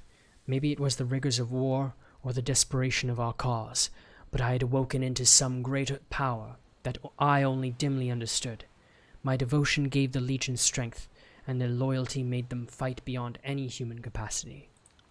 At first I attributed the performance of my legion to their training and breeding, but soon it became clear that something greater was afoot.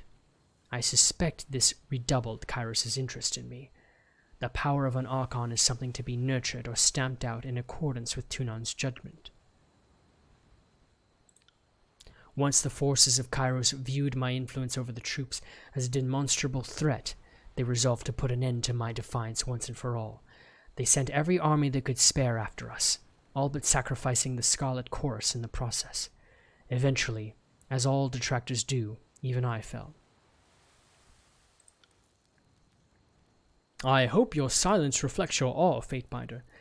Anything less would be a sign of great disrespect. That's just my style.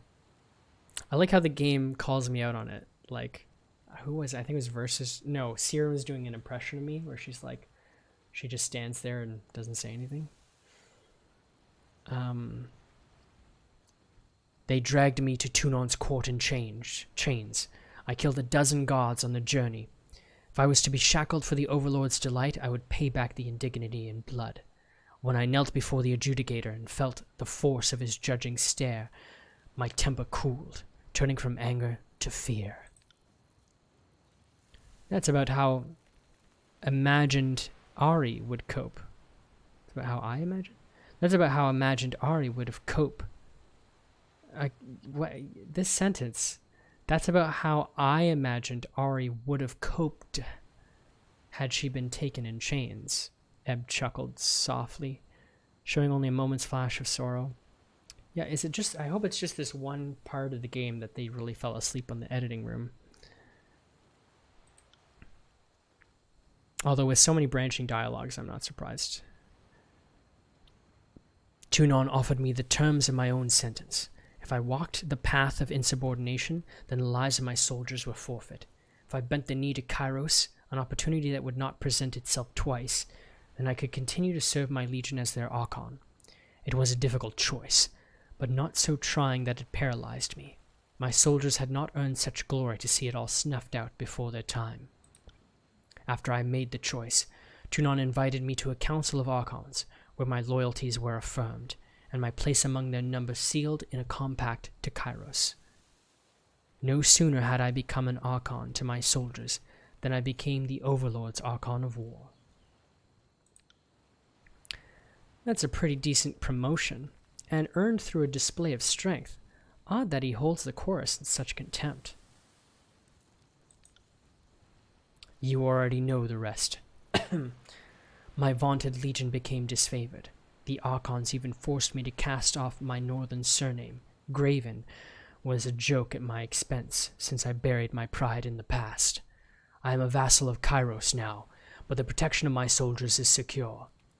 I have guided their family lines across generations, and the disfavored show no signs of slowing.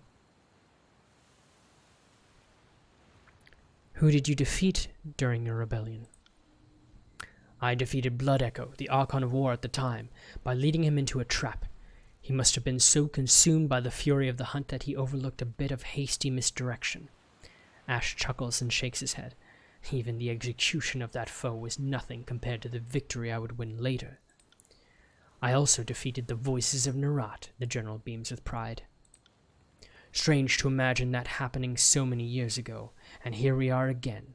My legion nearly destroyed the Scarlet Chorus, humiliated them in fact. I suspect the Archon of Secrets is still licking his wounded pride. I wonder if he would remember the conflict differently, or at all for that matter. The Voices has a long memory, but a short attention span. His soldiers are as disposable and unloved as anything can be. The Voices holds his pride and satisfaction in higher regard. He's crafty enough that nothing can wound him deeply, though I seem to have earned the distinction. What was it like to assume the Archon of War's mantle? Well, at first I was unaware that I had assumed any power beyond my normal authority. It might seem obvious now, but war tends to confuse such things. I had no desire whatsoever to claim or accept such a responsibility under Kairos. It took years for me to fully come to terms with my own surrender and subjugation. But if I was meant for any title in the honored hierarchy of Archons, war seemed an appropriate one for me. In truth, I think of myself more as a general and a father. Tell me about fighting the Archons. We won many battles against the Archons, though we did the most damage against the Voices of Nerat. He was by no means the only Archon to assault our shield wall. When the Archon of Entropy tarnished our weapons, we fought with wood. When the Archon of Sorrow sapped our fervor, we rallied around Songs of the North. I dismantled their offensive, even though I lacked an Archon's education or experience. No doubt this is one of the reasons that Kairos singled me out to join the ranks.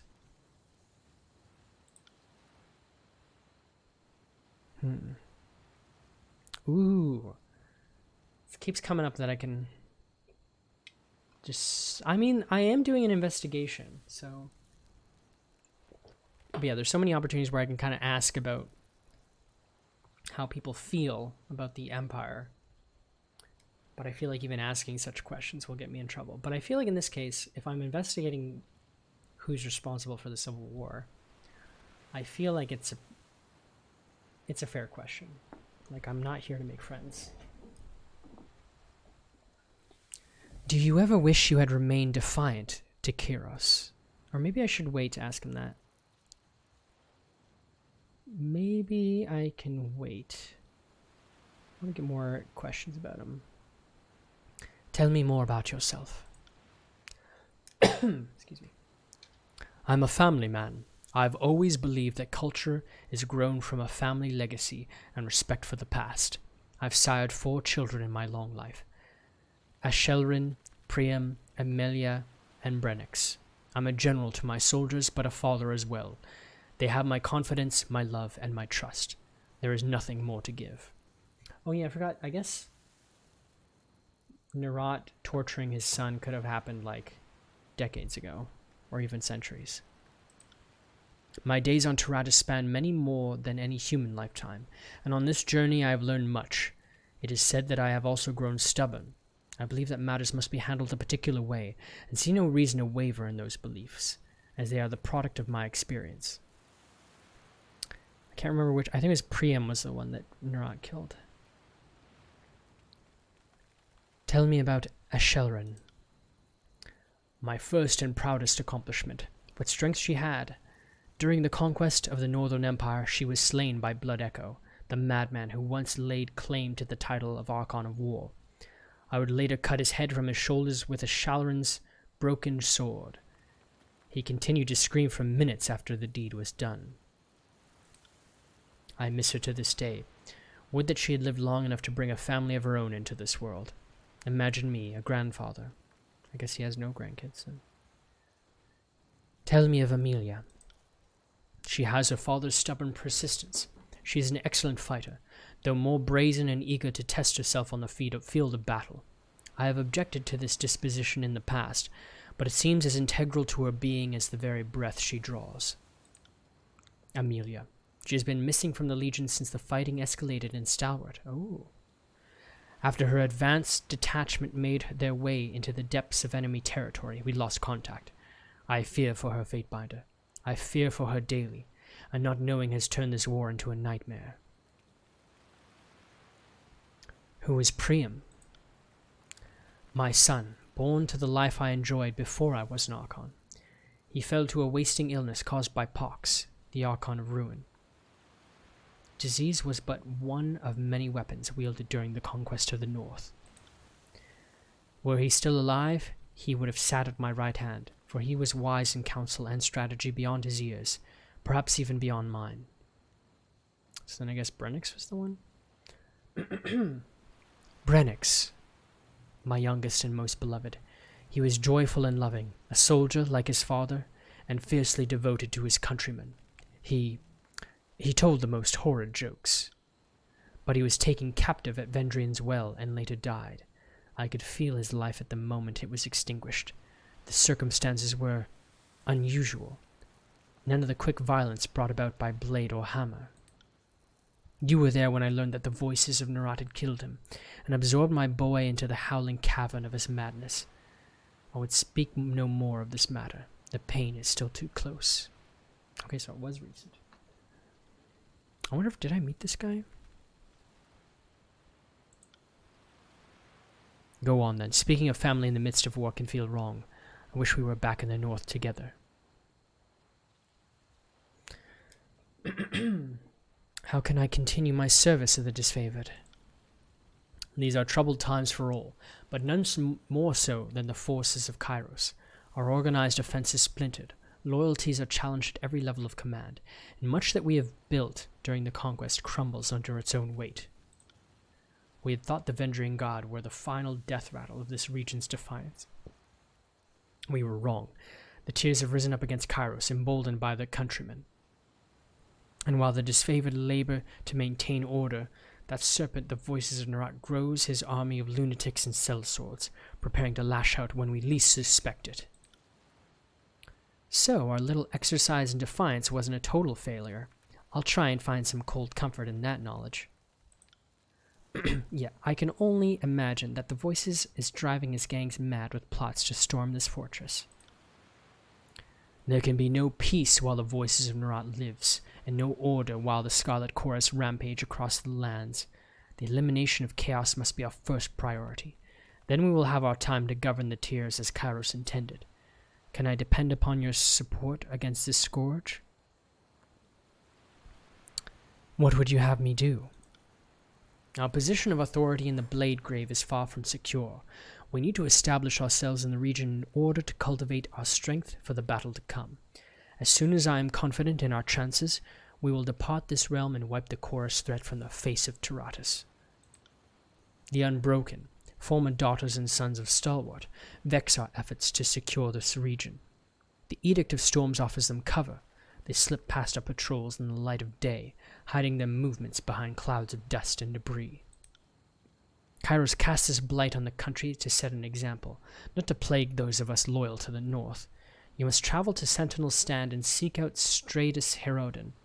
He is the last of the old stalwart bloodline, who called themselves regents. Put him to the sword and end this edict once and for all. Who is Stratus Herodin? The last of an elder bloodline that ruled Stalwart and maintained its dignity. He's also a filthy coward. During the last battle of Stalwart, he crouched behind the walls of Sentinel's stand keep and refused to meet our forces on the field of battle. And why is he so important to the edict?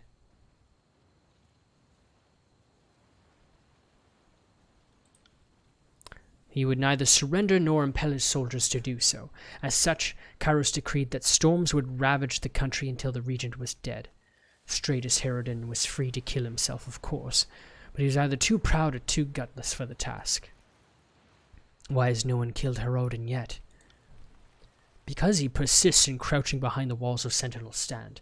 With the Edict of Storms raging around the citadel, no one has been able to enter or exit since the last year of the conquest.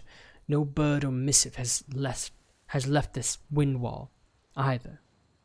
The edict is all the proof we have that Herodin still lives.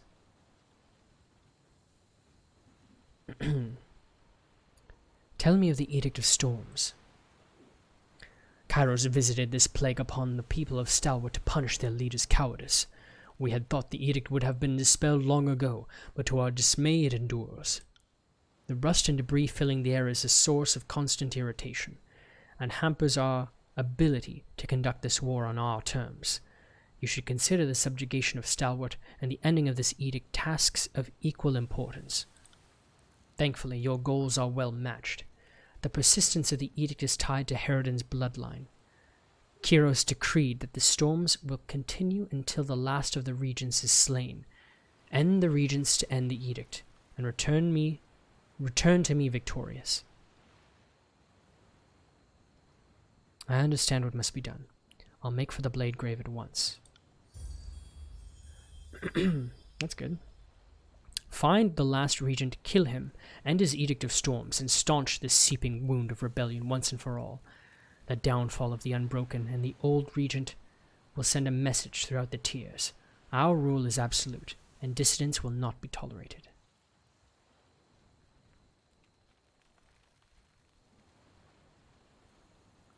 I'm just going to say nothing.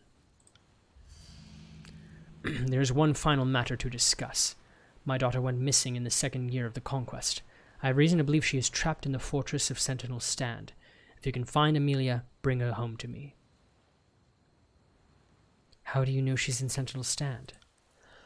I'm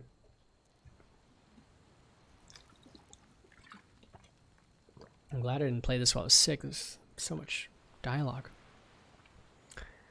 It is the one location in all of Stalwart we cannot reach. If a detachment of soldiers was taken captive, she would have been placed beyond my power. No doubt for the southern wretches to use for negotiation.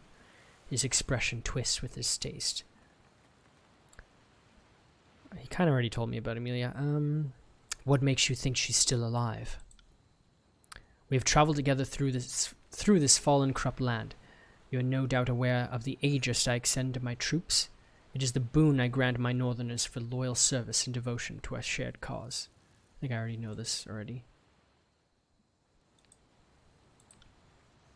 As my army feels my guardianship, I am keenly aware of them in return. Their concern, their pain, it is my burden to carry as their leader. Amelia is alive. I have awoken at night in cold sweats, my bile rising with violence. What torment she suffers at the hand of those stalwart animals is a mystery. I only want her restored to healed in the company of the Legion. I'm not going to suggest that she deserted. If I find her, I'll ensure her safe return. That is all I ask. Amelia is but one soldier, yet if I had the forces to dispatch, I would make her retrieval my highest priority. She is the commander. She is a commander of the highest renown, and a paragon of northern values. Fatebinder, I offer you my support on this mission. The Blade Grave is a place of memory. I left many cohorts buried among the ruins, and no small part of myself as well. Could you elaborate? The matter is a sensitive one, but I fear to speak it in the company of the great general. though he doubtless knows it already. Beric attempts to stand tall before Graven Ash. Speak on, son of Barraconan. Nothing I've seen you accomplish in the field has diminished you in my eyes, and I know my soldiers as well as I know myself. Ash nods with approval.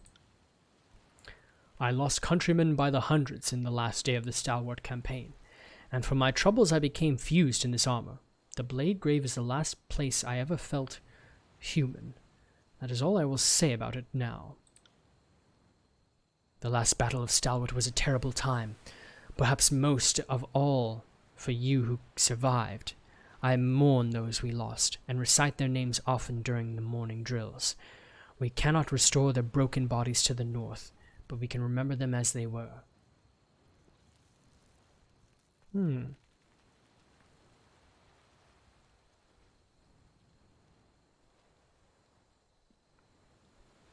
I'm not gonna prod him anymore.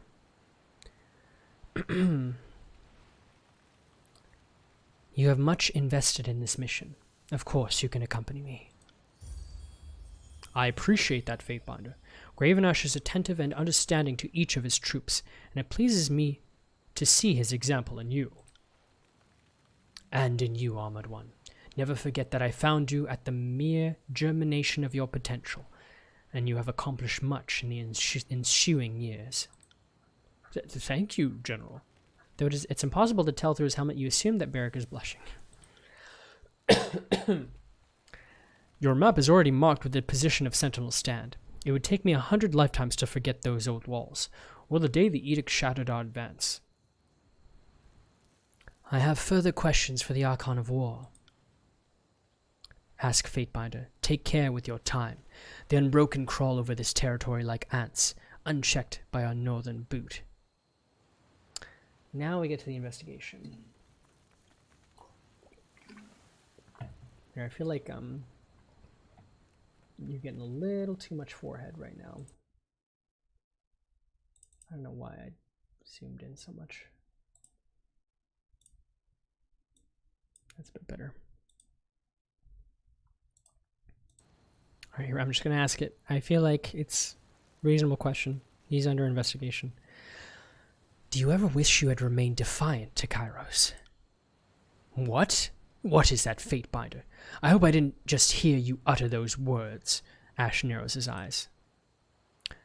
You're walking a fine line asking the Archon these sorts of questions, Fatebinder. I would take care with how you address the General in the future. Yeah. I asked you a question, General. As Tunon's Fatebinder, I deserve an answer. Ooh, wrath. But I got some lore. You go too far questioning the General like this. Don't say you weren't warned. You deserve nothing. You think just because the Adjudicator gives you a measure of authority that I am obliged to disclose my thoughts to the likes of a legal clerk. I am not as giving as Tunon. My trust is earned, and your impertinence in thinking you're warranted in anything sours any estimate I had of your worth. I've never second-guessed my decision.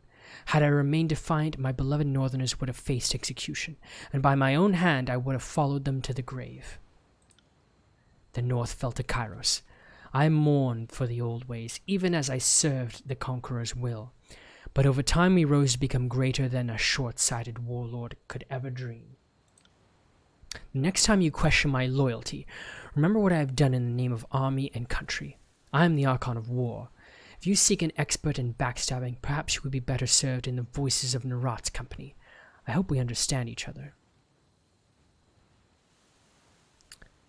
We are in a civil war. Loyalties are compromised on both sides.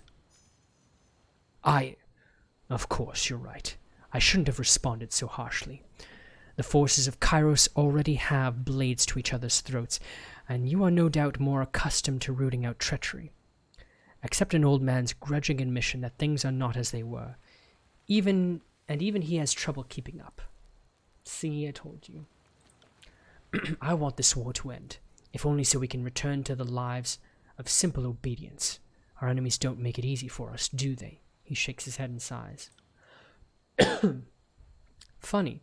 I'd have wagered my last ring betting that the Archon of War has a vested interest in endless conflict. considered me surprised that deep down the old man craves peace. Perhaps she's choked on enough of the Overlord's vomit after all these years. I'm starting to like Eb now. Farewell. Well, we got a lot of info there. I near destroyed my voice in the process.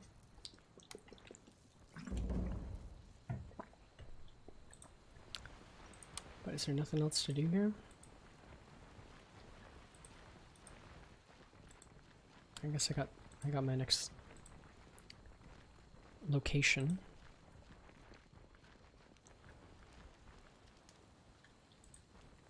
Yeah, I don't think there's anything else here. I could rest, but I think I would lose my rest bonus from the from the what's it called? Until next rest, yeah. So I might as well. I got it. Right. Can't do that. There's a star over here. Does that mean there's... I guess I already talked to this guy. Okay, no. It just means he's a quest giver.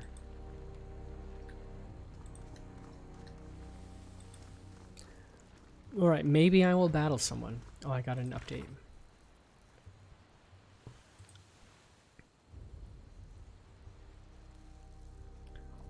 Yeah, okay, so I have to go to single stand.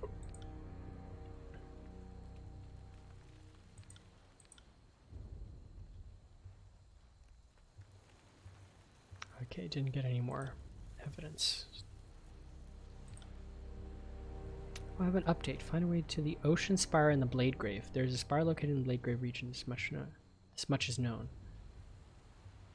Without knowing the way, you should travel the Blade Grave and determine the safe path to the spire. Okay. Sorry, I can't. What? What do you mean? Can't do that. Oh, you can't go over there.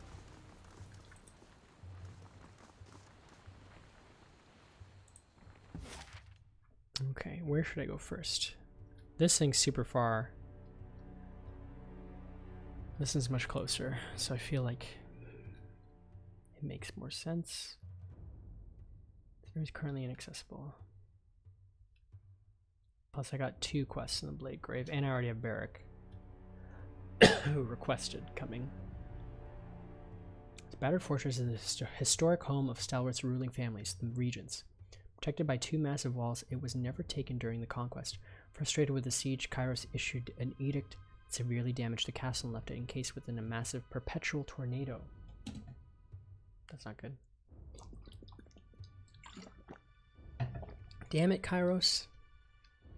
You had to go and fuck it all up. Yeah, I guess we'll go here. This is 15 hours. This is 2 days. Yeah, this makes more sense. Okay, I'm just trying to think. Do I need anything else here? No, I don't think so. Oh fuck. Oh fuck, ambush. Your journey is interrupted by the feral howls of a hunting pack of beastmen. The leader is an impressive specimen, her mane black as night, and her body scarred from battle. Well, thanks for letting me know. That's an important detail. Don't need to tell me how many of them are or what weapons they're carrying. Just let me know how badass the leader looks. Okay, I might die here. Also because they might have iron, which is my fault. I kind of gave them the knowledge of forging iron. Which I know is going to bite me in the ass sooner or later. Kills in Shadow. Seems like a nice young lady. Before you towers a massive creature of fur and flesh, her short, black snout snuffling in the air. Know this scent. Stench of blood, sweat, battle, iron and death. Smells like alpha. Smells of strength. But is male. Oh, she's saying that she knows my scent. Not that I'm supposed to know hers. The beast woman cocks her head to one side, eyes bright with curiosity and red as fresh blood. Is she going to be an ally? Is she going to join my team? Those eyes rove your body up and down, darkening with a sudden heat. With a look that a predator bestows its prey. I ship it. Have been stalking human centrail. Have ranged many more than 5 nights through tribe and human territories of Tyr's land, hunting for human called Fate Binder. For human who woke Horizon Rock called Mountain Spire. I feel really bad for this voice actress.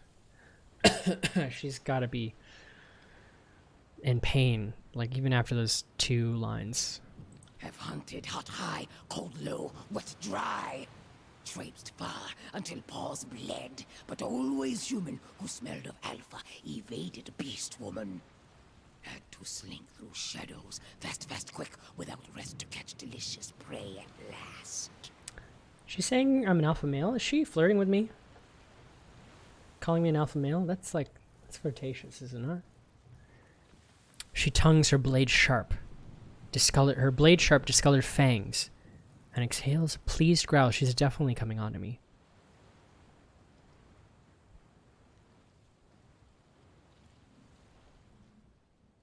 Should I just slap her in the face? That would be hilarious. But no. I mean, she'd probably take that as like reciprocating of her flirts. Your markings must be from the Shadowhunter tribe. Fate binder. Knows tribes of beast women. Curious human. Male who smells of alpha and knows of Shadowhunter tribe. Best tribe. Lost tribe of kills in shadow. Her eyes pin you with lust. Oh, the look of a wolf that's found a hare. I don't know if that's the right kind of lust, but I like it.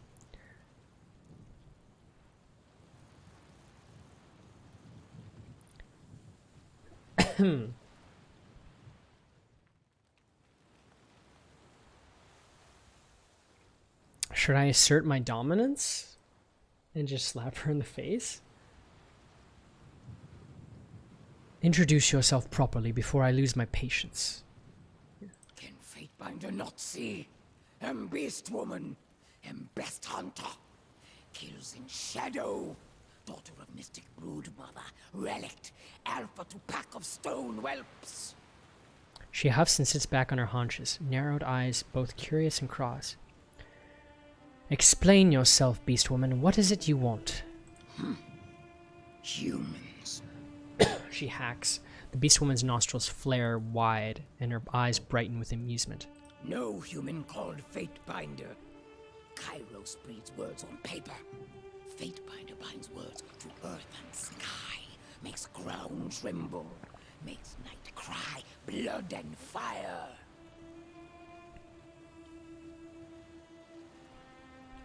Go on. I'm gonna do my classic say nothing. Tribes of Kairos fear Fatebinder. Human Alpha claimed Horizon Rock called Spire, and Archons did not kill Fatebinder. Archons rolled over and whined, covetous.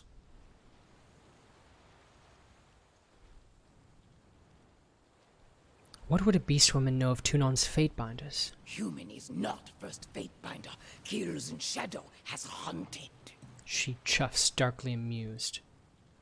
Kairos hunts human realms to extinction. Rules tribe of blood and ruin, starvation and death. Seeks to slaughter beast women like prey. But beast women are not prey. Are not flighty, feeble-minded humans. Kills in shadow spits a gob of tawny mucus on the ground. Beast women are savage hunters.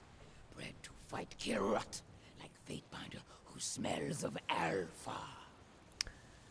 Fight, kill, rut. Is that like a game? Like marry, fuck, kill? I still think she's coming on to me. Strong always kill weak, then grow weak. Not killed is migration of life. But kills in shadow is not weak now. Will not be weak for many long seasons. Will join Fatebinder and survive Kairos' tribe.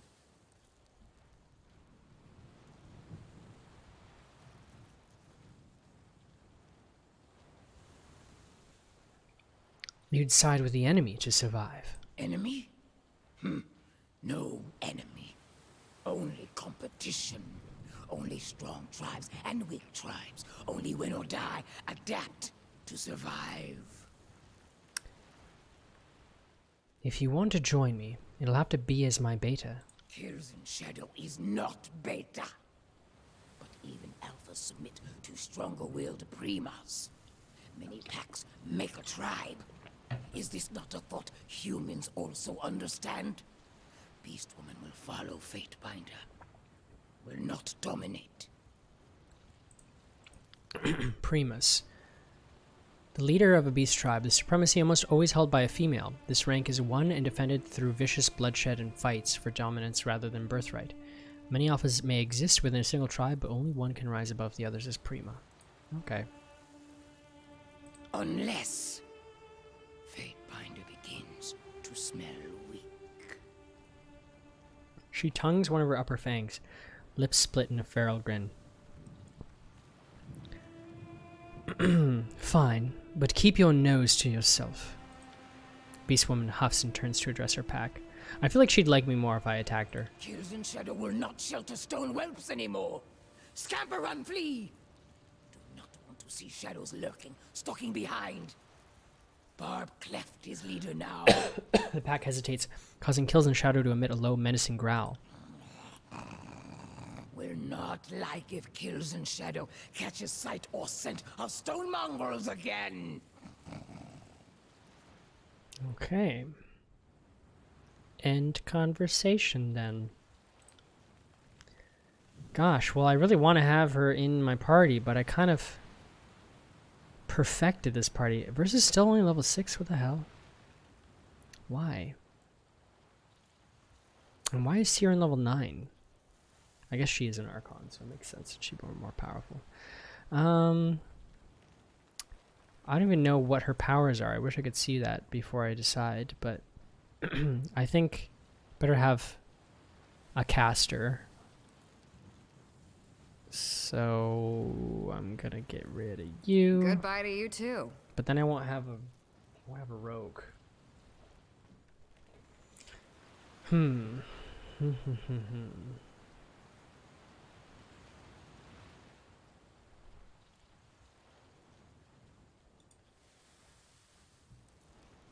I mean, her name is Kills in Shadow, so I'm guessing she's kind of roguelike. It's not like kills in daytime outside in broad and wide open. So hopefully she has some rogue powers. I like that I can also just switch out my party members even though they're several days away from me. I can just instantly have them here. Okay. Well, at least I didn't fight anyone. And get to live a little bit longer. Can I use that? What was it? Rot Spear?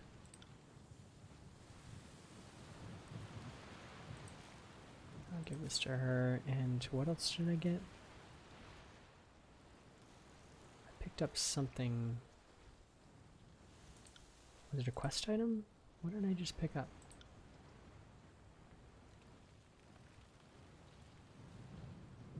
I thought I got something else. Oh yeah, it was this. Oh yeah, causes rage, which is kind of cool. Okay, well let's see. What can she do? First of all, she can't wear any armor, so that's not good. I wish I could have switched out versus accessories. I'm glad I gave this to her. Yeah, it should let you choose their items as you're choosing your party. Does she not use any weapons? Is she a melee fighter? Not melee, I mean unarmed. +3 armor. Okay. Yeah, she's 41 unarmed combat. So I think I'll keep her as unharmed. Oh, she does have a lot of subterfuge. She is higher than Verse, actually. She's very sneaky. And she's very beefy. She's got more beef than she's got quickness. This would raise her unarmed combat. I can't believe Might doesn't raise unarmed combat. I guess... Yeah, it's finesse and quickness. So I might actually want to raise this. Razor Centrifuge. Oh, our Centrifuge could be very high. What are our powers? From stealth, pounce on a nearby enemy, damaging all enemies in the area as well as knocking them prone. Wow. Strike forcefully with a weapon, dealing damage and severing the target's armor for extended duration. Okay. I have to have a weapon though. Do I? No, yeah, you have to have a weapon. But why does it use unarmed combat?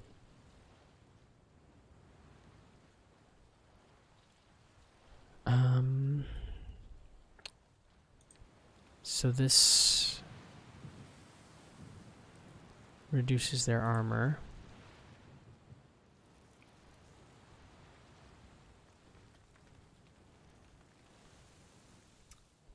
Yeah, I feel like this is more for weapons. Attack all enemies in a cone with a weapon. Yeah. Whereas this is probably going to be hand, not hand, but unarmed stuff.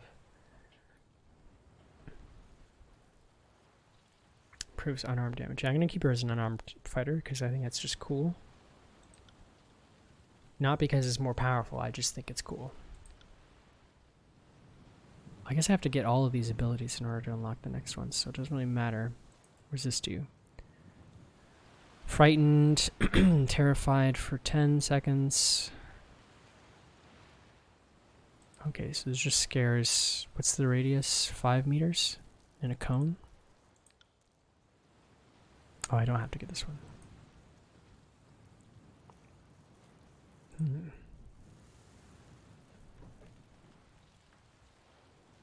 That's cool. Armor penetration is good.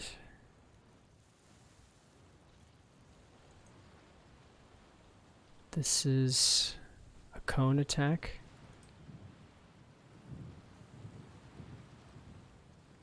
Proves unarmed. +7 is not bad.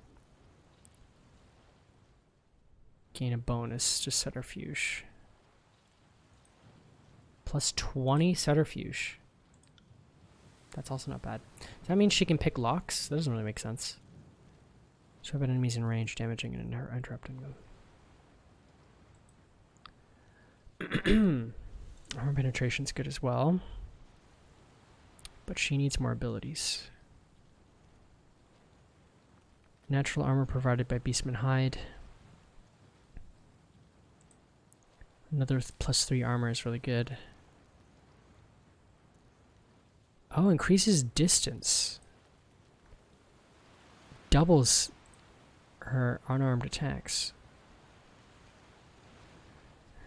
150% to critical damage multiplier for 3 seconds and a 20% damage. This increases the critical hit damage dealt by Leaping Death. Oh, that's her other attack. I don't know how often I'm going to use that because I don't... Can you actually stealth in the middle of battle? Or does it only work at the beginning? Oh, that's a lot more damage. She could just be a massive damager.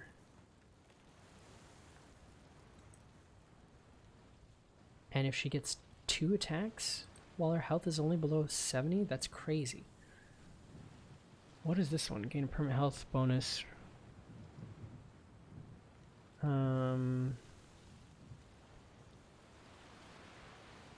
Crush damage. Yeah, this one has to have a weapon. I don't think I'm going to use any of these. These are all for weapons. I think I'm going to stick with Ravager.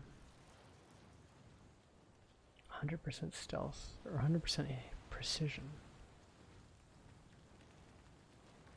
I got 2 points left. The range is cool, but... It's actually tough. Okay, I won't add the Centrifuge yet. Instead, I'll get the double attacks. Because this is good, but it's not really going to help me in battle probably that much. Wait a second.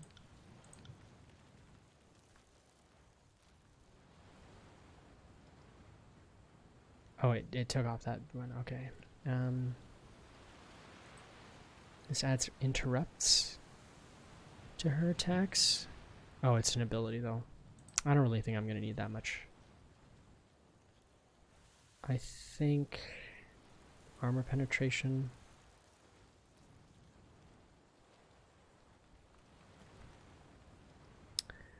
Maybe I could keep this one. And then I can get the armor and damage.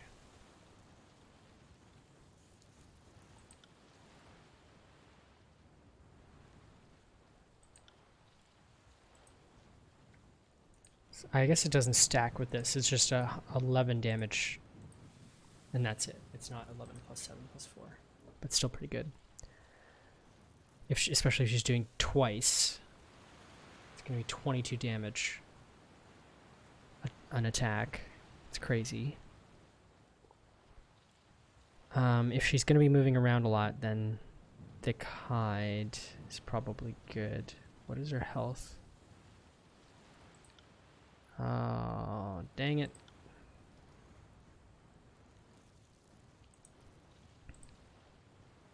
I guess maybe I don't want thick hide because I want her to get hit so that she does more damage. So maybe it's a risk.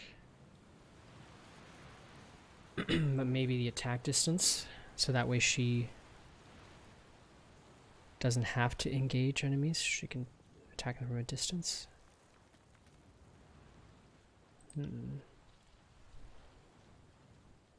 Tough call. I feel like though this excites me more. I mean, I have a tank. Got a healer. She's gonna be fighting up close, but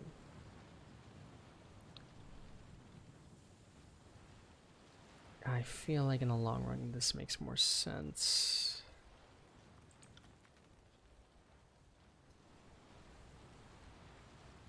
The enemies could still engage her, but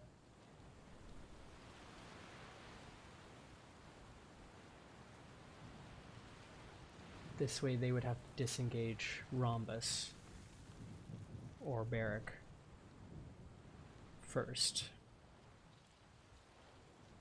to get to her.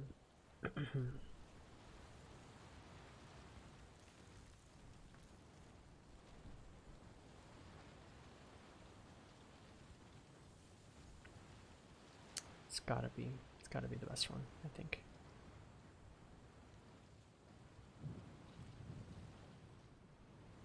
Yeah, alright. I'm doing it.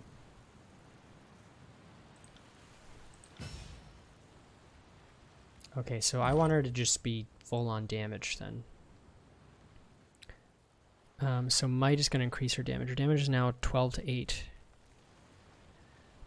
She gets a bonus from might. She gets a bonus plus 11. Is the 11 actually calculated on there already? So might is going to raise her damage, but it doesn't raise her unarmed combat skill. So this is for accuracy rather than for damage.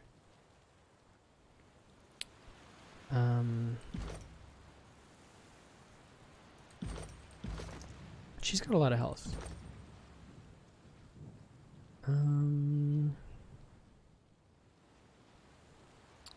This will raise her health.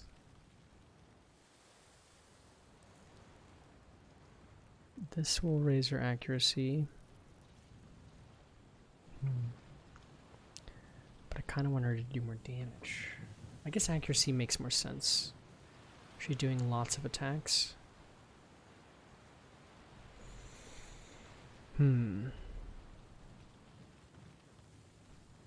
It's a tough call.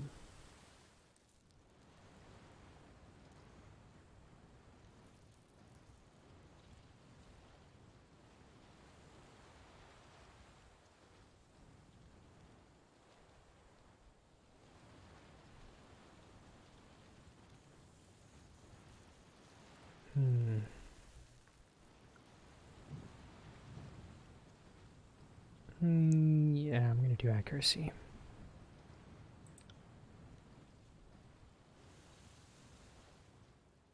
Oh, I can. Oh, I forgot. I can level up several times. Okay, I'll do 2 accuracy. Yeah, she doesn't need wits.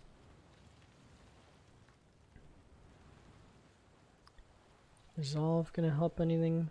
Actually, first, before I do this, she kind of can't have any spells. I don't think. She could get this, but I think that's probably the only one.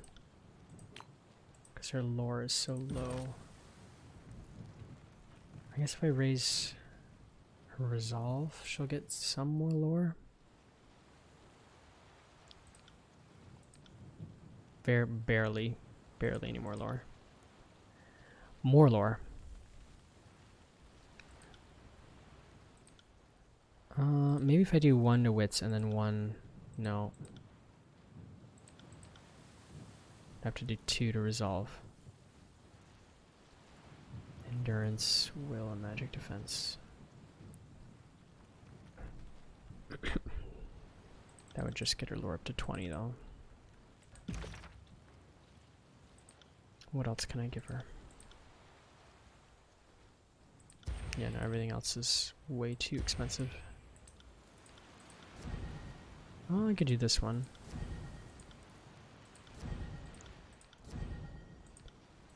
What is the cost of this one? 40?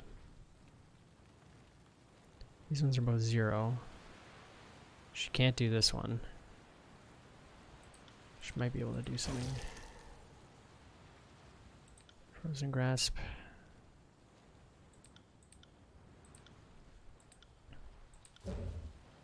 Can't do any of these.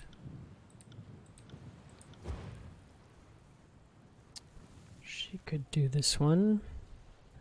And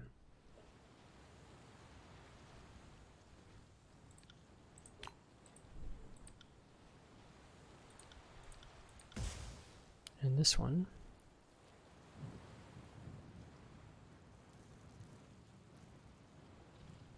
Maybe she needs more long-range stuff, though. Or can she not fit any long-range stuff? What was it? Frost?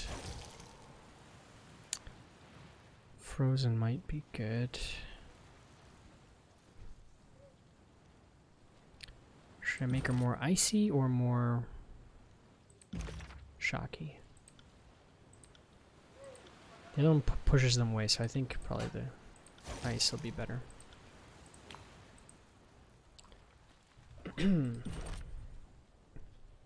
Okay. Definitely gonna raise her might a little. Gonna raise her accuracy. Some extra quickness. Actually, this will also raise her combat.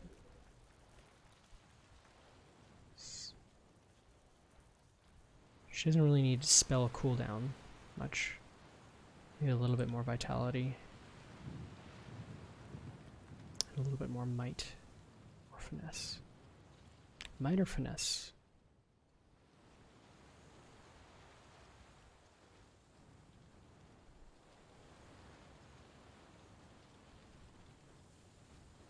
That is the question. I'm going to go with finesse.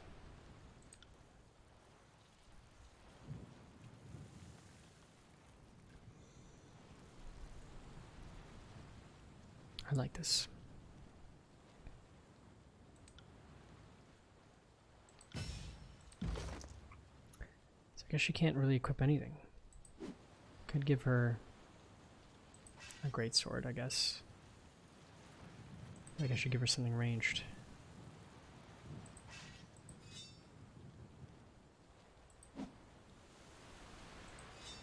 She does do more damage. But I'm curious yet, like, does she attack twice? She has 2 weapons, technically.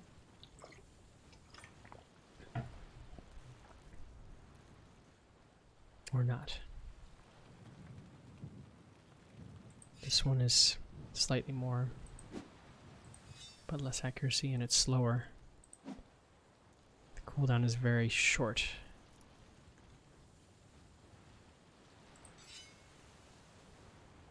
Yeah, way less. Way shorter. Okay. Is this new? Did I have this always? Is this better than the sword? No. Oh, it is. And it's devastating. On weapon crit, pushes them and interrupts them. Yeah, I'll do this.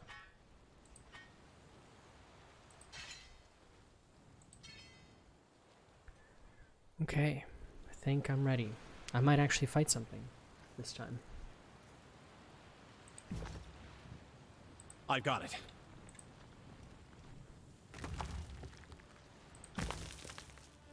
But first, why is her level like that? Oh, I think it's just saying that she just leveled up.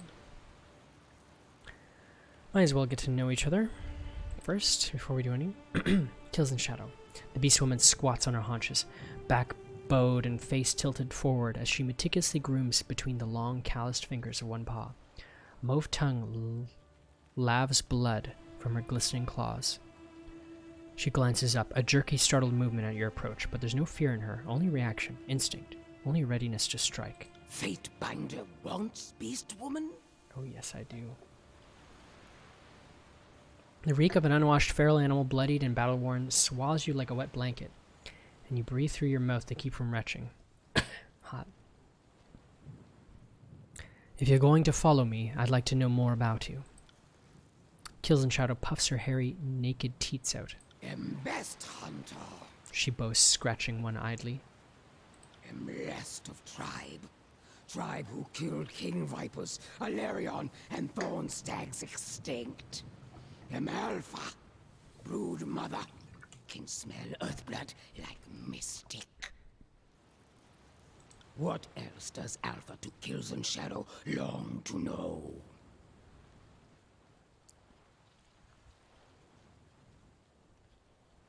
Kills in Shadow, that's an interesting name. Best hunter is clever hunter. Stalk slow and soft. Pad, silent. Strikes fast. Kills without hesitation. How did you end up with the Stone Stalkers? The largest spanning beast tribe in the entirety of the tiers, the Stone Stalkers of Azure nearly tripled in population during a period of domestication and forced labor in service to the farmers and ranchers of the realm. However, like all beasts, the Stone Stalkers were born wild and yearned to range free, unfettered by humans within their own homeland. In ancient times, the tribe was known as the Meadowkins, but they were denied a name during their centuries of enslavement. In the turmoil created by Kairos' invasion of the Tiers and conquest of Azure, the beasts rebelled and won their freedom. Drawn to the enigmatic presence of Cairn, Archon of Stone, the beasts took their name Stonestalker as their own.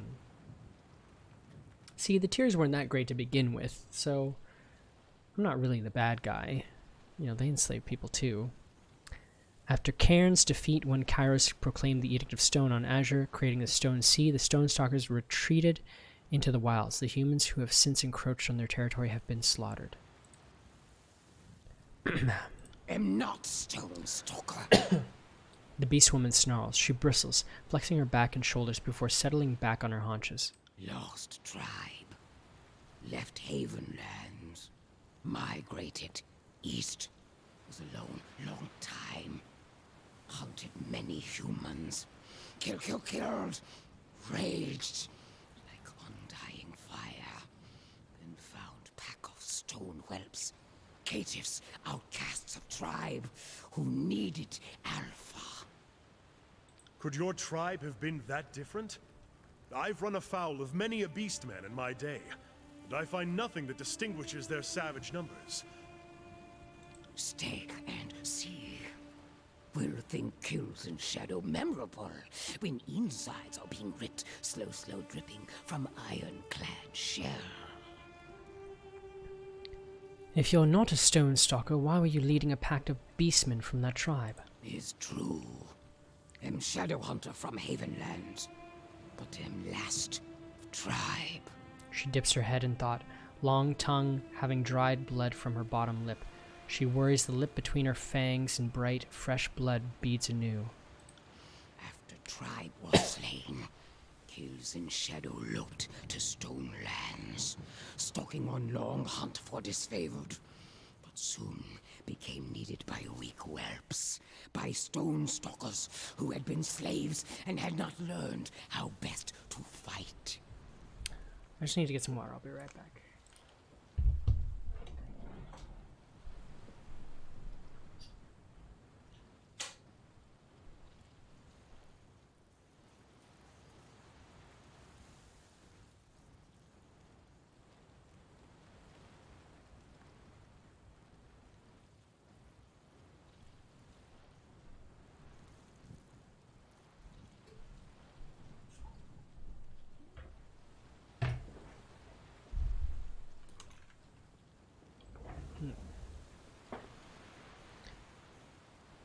Don't take this the wrong way, but you seem like a born killer. Did not kill out of mother's womb. All whelps suckle first, learn later. Beast woman's first blood was in second season after birth. Kills in shadow hacks, a clear sign of her amusement. I'd like to know more about your tribe. Ooh. Her lips peel back in a sneer and growls low from the back of her throat. Okay. Talk about other matters, fine. She scratches the hairy, taut plane of her stomach and snorts. Lead conversation. Beast woman will follow.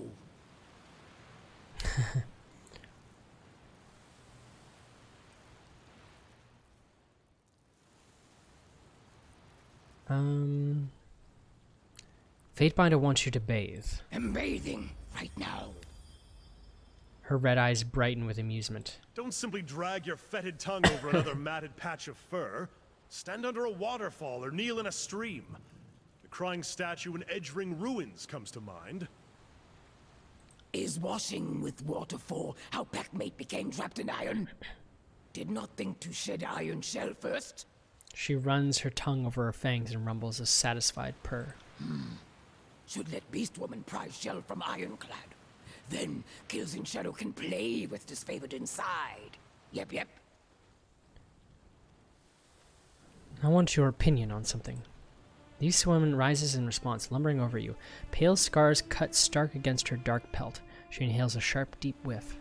Her upper lip peels back above a row of sharp fangs. Fatebinder's smell weakens, dims as strength dies. What? It's good to ask Beast Woman for advice. Even strong alpha needs cunning of bulwark at side. The ranking second in command of a beast tribe, the position often held by the most savage of beast women, the Bulwark's primary responsibility is to enforce order and obedience within the tribe and carry out the Prima's commands. In the smaller structure of a pack, the Bulwark performs these same duties in loyalty to the Alpha. What do you think of the others in our pack? No, she does not. Okay, we'll speak of something else. She yawns, mauve tongue curling between her wide gaping jaws. Lead conversation. Beast Woman will follow. Had any good hunts lately? Good, yep. And many more than 5.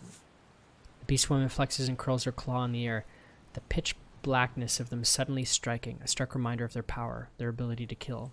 Waded up deep, murky stream near disfavored camp. Pawed in mud of bank, but did not leave tracks. Crept low and quiet to tent flap, scenting with tongue. Caught ironclads and dragged, squirming like hurt rabbits, into cold black depths of river. She grins, boastful and filled with bloodlust. Disfavored cannot swim like Beast Woman, only can sink. Okay. Let's play a game. Immediately, the beast woman perks up, back straightening as her red eyes rove you with interest. Like playing with prey, or with pack. We play sometimes with stone whelps. What, mate? Slaughter. Uh-oh. This is progressing too fast. Her dark maws part in a massive fangy grin. I'm always down for a game. Unless it involves throwing and catching. In which case, Is easy.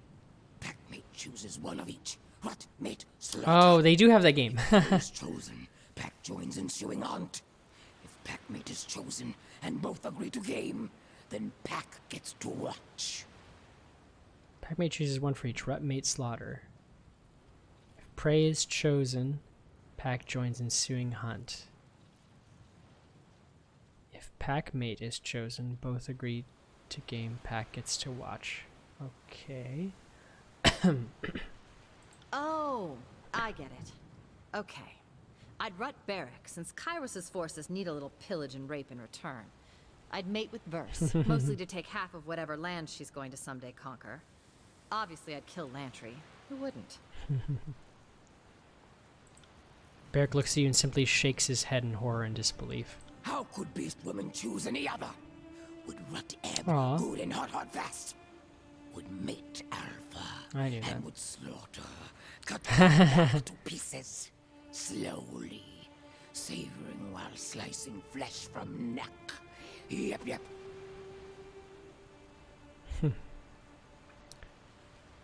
I'd like to spar with you. Beast Woman gets to play fight with Alpha? She immediately perks up, salivating and snarling happily as she rises on hind legs and swipes several practice swings to limber up. She displays her dark claws wide and pins you with an eager, blood-thrilling stare. Come! Before you can step even a single foot forward, the beast woman surges for you without warning, without waiting, tackling you hard about the waist. The force of her weight slams into you, her muscled shoulder rammed into your gut, and you both tumble for the ground in a tangle of limbs and hair and claws.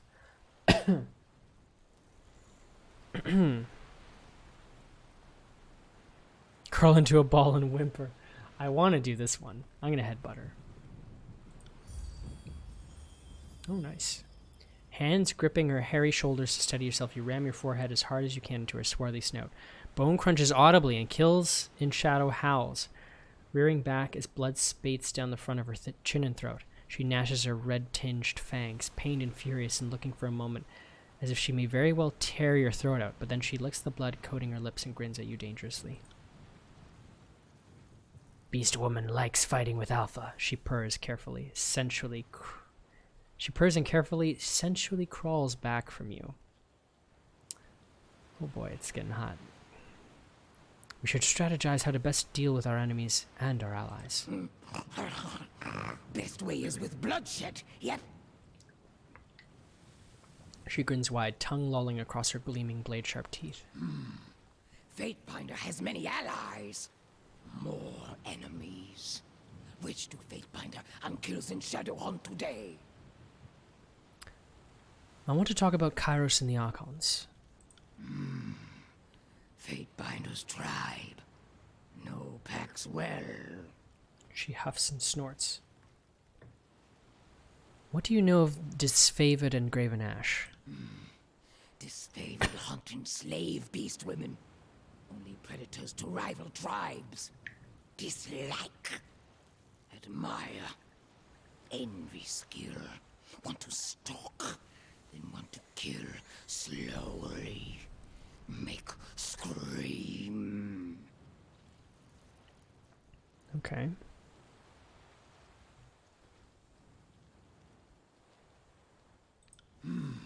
But disfavored do not yowl easily. Have taken killing teeth and throat, carving claws and gut, and survived. Alpha laves pain from pack, makes pack tougher. Deadly threat. Fatebinder walks, rubbing shoulder against shoulder with disfavored. Aligns with strongest predator. Kills in Shadow understands, but Beast Woman will not be enslaved. Will kill Fatebinder first. Cold red eyes cut through you, promising a painful, drawn-out death should you betray her. Oh, good to know. Let's discuss those in the tiers who seek to defy Kairos. Humans of these lands, of Beast Women lands. Humans called Tearsmen who struggle to fight against Fatebinder's tribe. Kills in Shadow growls a soft noise of contemplation. Which would Fatebinder have Kills in Shadow stop for slaughter first? What do you know of the Unbroken? Strongest humans in Beast Women lands. Earth blood must pump hot fast through veins. Are tenacious, undefeated. Stand tough as mountains, even against disfavored.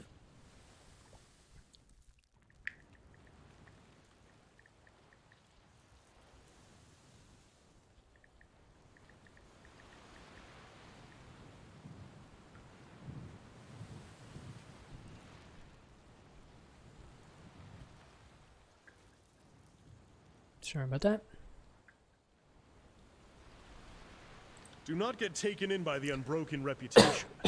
The people of Stalwart are fond of rewriting history in favor of a version that fits their sensibilities. Imagine that many people rallying around an idea, a story. Many humans live in beast women lands. Kills in shadow knows Tearsman pack well. What do you know of the Vendrian God? No pack was defeated by Kairos' tribe. Was small, easily hunted first time. Struggled, fought back to paws and knees. But could not have won second time. Was like hare challenging wolf. Oh, cute way of putting it. Though I think Kairos technically has 2 tribes that like to knock us around time and time again. What do you know of the Bronze Brotherhood? Lying kith. Are not brood brothers. Use bronze killing claws. Smell of tanned hide, blood, piss, and fire water. Fight like black-striped jackals. Laughing, nimble, reckless. Fight for trinkets, not survival. She scratches her hairy teeth and bares her blade-sharp fangs. Lead conversation. Beast woman will follow. Tell me more of the Beastmen tribes. Nope, nope. Kills in shadow, scratches his hip, claws raking a rough patch of scar tissue, bisecting the jut of bone. Do you know anything about the magical guilds in the tiers? Years in shadow does not understand human behavior towards mystics. Tribes should value, protect mystics, not treat like outcasts, caitiffs forced into separate packs. Humans fear and snivel, snap at own mystics, until mystics become strong alphas like archons. Then humans grovel and beg favor. Follow archons in droves. Maybe Fatebinder understands ways of human mystics better. Maybe not. Ask and discover. What do you know of the sages? Strange pack. Dispersed. Sage humans know each other, but prefer lone wolf travel. Or clever, harder to hunt. Smell of coal ink and rotted trees. Leave beast women alone most times. So, kills in shadow likes. What do you know of the Forgebound? Forgebound are builders, not fighters. Are like slaves to own human pack. Work, work, work without rest.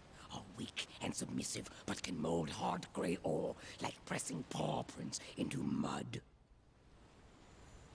What do you mean they're like slaves? Forgebound make better than iron, killing claws and hard pelts all day for killer of the pack. Why give to others if have choice? Why would you call them weak? Strong mystics, beast women mystics, use earth blood power to hunt, kill, eat prey, not to be leashed by others. What grey ore? Rock, ore, heart and skin of Tarotus. Smells like iron, but is different. Forge-bound mold grey ore to give tribes teeth and claws. Carve better, slice deeper than ones of iron and bronze. Beastwoman snorts and sneezes. I thought she was talking about iron, but she seems to know what iron is.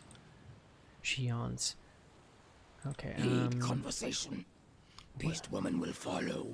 What do you know of the Earthshakers? Earthshakers draw power from earthblood like stone stalker mystics, like beast women. Archaeans pack, yep, are strong, are disfavored.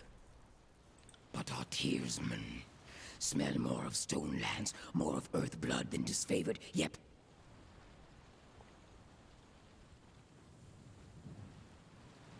Have you had dealings with the Earthshakers in the past? If by dealings, Fatebinder means hunts and killings, then yep. Earthshakers crushed Shard-Nipped tribe in South Stonelands. So killers in shadow slaughtered pack of Earthshakers in north near Howling Rock. Do you share arcane teachings? Stonestalker cub cubs learn to lap same earth blood that earthshakers do, but beast women methods are different. Both hunt with same mystic claws, but slashing technique varies. Earthblood. Do I even want to ask? Beneath dry soil, wet earthblood beats, thrums. Fatebinder's ears cannot hear surging blood song. I'm certain this Earthblood is more an arcane or abstract notion, not actual blood in the soil. Her senses are attuned to something we're not seeing. She pants contentedly, cold saliva dripping off the length of her rough tongue. Lead conversation. Beast woman will follow. Tell me about the magic of the beastmen. Beast women mystics are rare, honored, powerful. Can hear and scent lifeblood in earth, air, sea, and shadows. Are strongest and smartest of beast women, of all creatures, even archons. And would you happen to be one of these powerful beast women mystics? Brood mother was mystic. Kills in shadow, can hear song of shadows. Can smell power in darkness, yep. But did not learn. Did not train for life of elder locked in cave. Wanted to be strong, but wanted to hunt, fight, kill more. Your mystics lock themselves in caves? Why? Beast woman shuffles uncomfortably before her, settling herself lower on her haunches. Are free. Can roam, can hunt, but don't. Exist to make pack stronger, sometimes lead. Teach, protect. Many seasons carve knowledge into cave.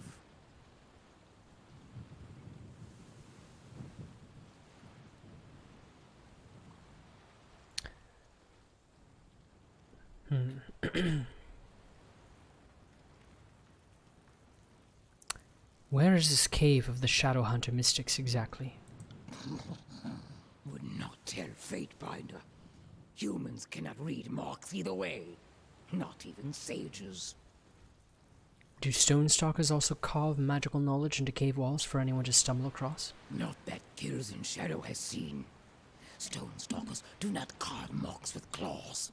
Have no understanding of things that remain past death. Stone stalker knowledge exists only as passed to living members of tribe. I see. Beast woman too sees many things. More powerful than archons? Forgive me, I find that hard to believe. Fatebinder thinks beast woman mystic cannot be called archon. All beast women tribes know legend, no life of Thundermane. Slaughtered inless humans, struck 5 archons dead before we're slain by Kairos. What is archon if not merely name like Prima? The beast woman's lips split in a menacing grin, all fangs and rough, dark tongue. She has a good point. Which tribe is the strongest mystics? Shadow hunters. At best mystics. Could seep into shadows. Could control darkness. Could suffocate. Kill. The beast woman settles her blood-red eyes on you. It's a heavy gaze, full of pride.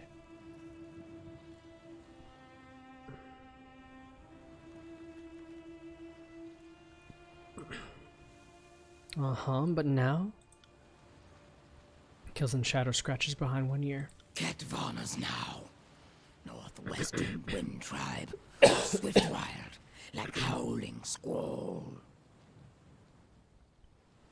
I see. Beast woman too sees many things. Lead conversation. Beast woman will follow. What now does Fatebinder wish to yip about? All right. On it. Oh, what's this? How did they ambush me here when they were literally at a dead end? Why would I even be going this way? The great spikes of the Blade Grave provide cover for soldiers and beasts alike, making them perfect sites for ambushing unwary travelers. I guess maybe I was going here to rest, and that's when they popped out. Anything else around here? I should look around. Can't do that. No. Okay, let's get out of here. Maybe I'll get into a single fight before the stream is over. Here we go.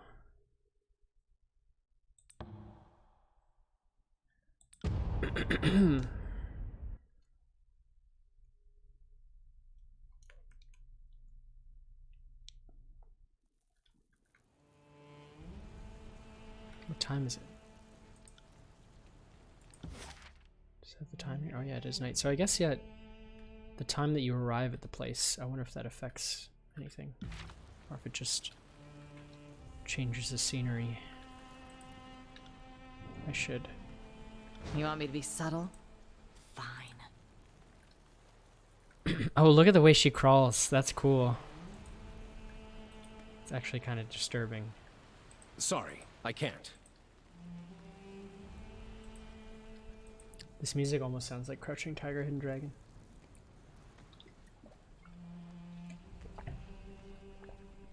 Sentinels stand. I still remember when the edict struck this place.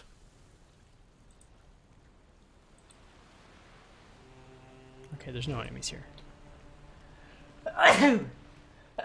Excuse me. I remember Coke gives me a lot of sneezes. Sneezes and sniffles. That's why I stopped drinking it. Is there nothing over here?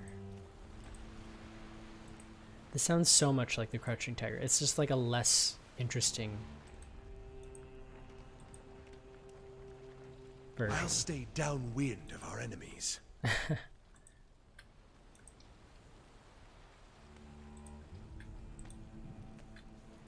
like the details, all the armor and swords sticking to the ground. There's the shield here. It's like it's literally melded into the ground.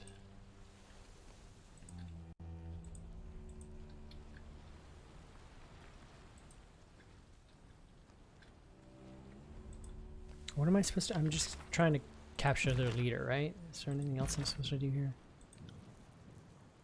It's to kill Stratus Harridan, yeah, because he is the heir, he's the regent. And that will end the storm. Oh, I should move this into my place. Okay. Oh yeah, I should give her some quick items. I forgot about that. I should give her some healing potions. But I don't think I don't know. I still don't know how to... There's no way to... Oh, here we go. Finally. Accept. I guess you should take those.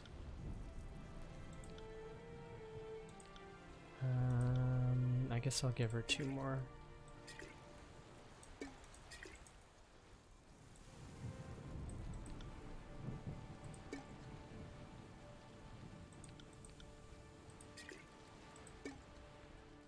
Hope that's enough. Maybe I'll give one of his.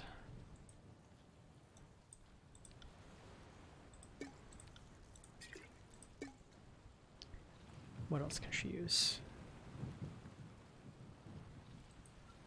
I think this might be good for her. What does Enrage do?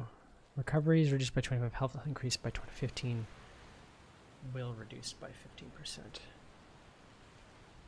That might be good for her.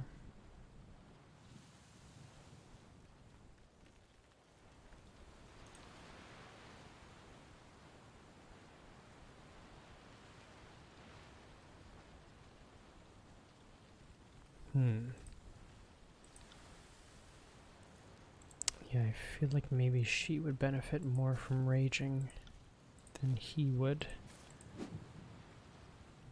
She's like my purely my damage dealer. Like, he does a lot of damage, but it's so slow.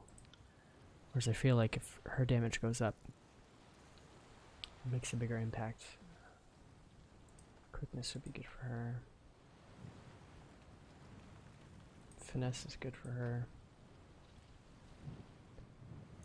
Does she really need that? I feel like maybe she should have the revival stuff.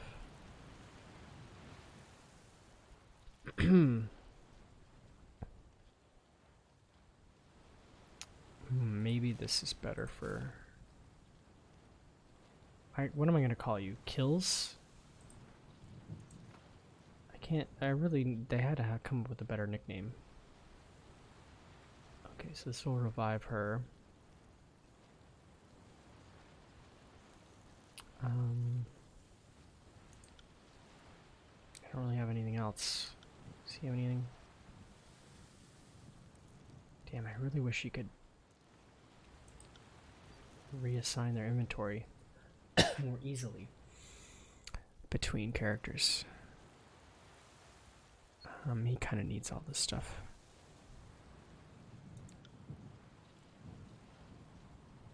What about this stuff? Defense against bleeding, that might be useful. And I guess vitality is useful. Or maybe the might. Yeah, I'll give the meat. Okay.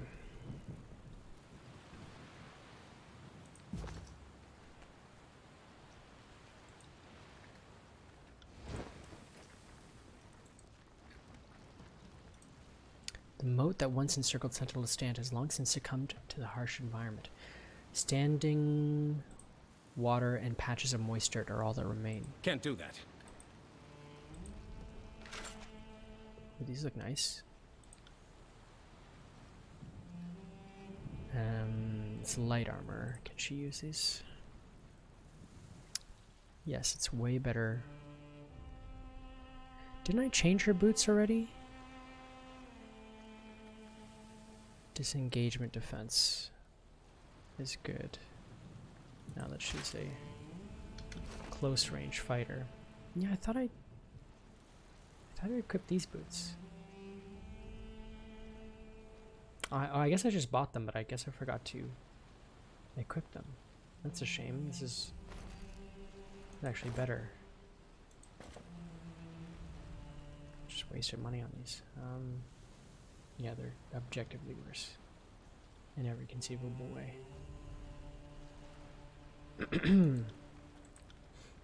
Should I give her this?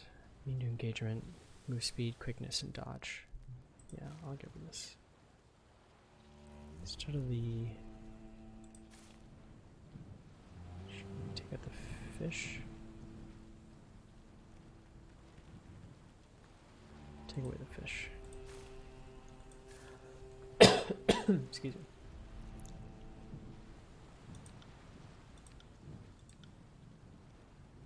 Or maybe I'll take away the meat. Give that to Beric. I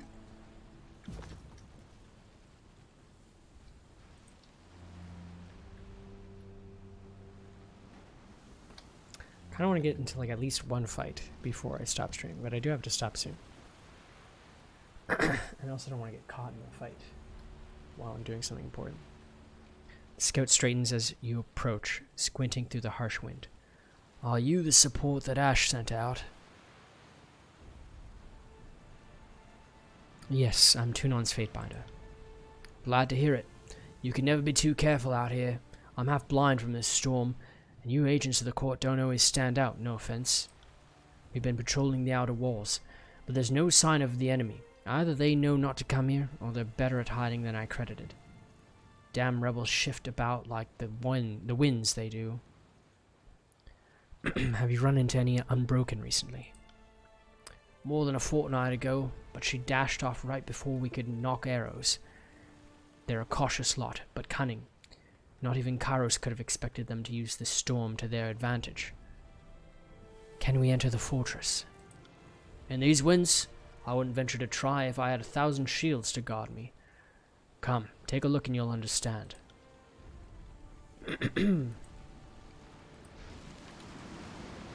Don't I miss any stuff here? Sorry, I can't.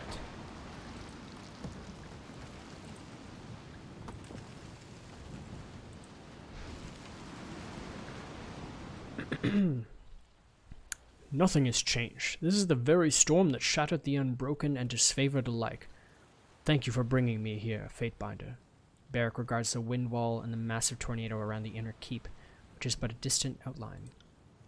Stratus Harridan, the last stalwart regent, cowers behind the walls of this castle, and we won't be able to reach him through this storm. This place brings back unpleasant memories.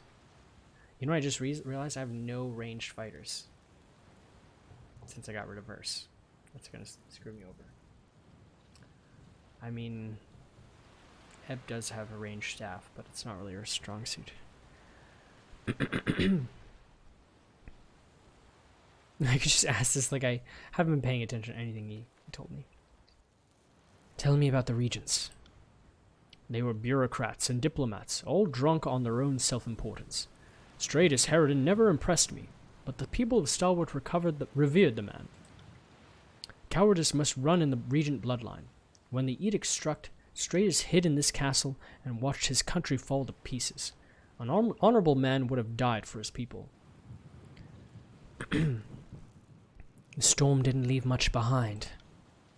A year of brutal weather will do that. Kyros's Edict of Storms devastated the once mighty realm of Stalwart, all but wiping it from the map. There isn't much left of the old country, save for the Unbroken and their stubborn pride. The only thing I'm only interested in one thing. How we get inside. Couldn't say. The powers fighting over this realm must have some notion, otherwise they wouldn't squabble for control of this blasted wasteland. We should track down someone with answers. Do you hear that? Be on your guard, Fatebinder. Taking a cautious step back, Eb signs a rune in the air.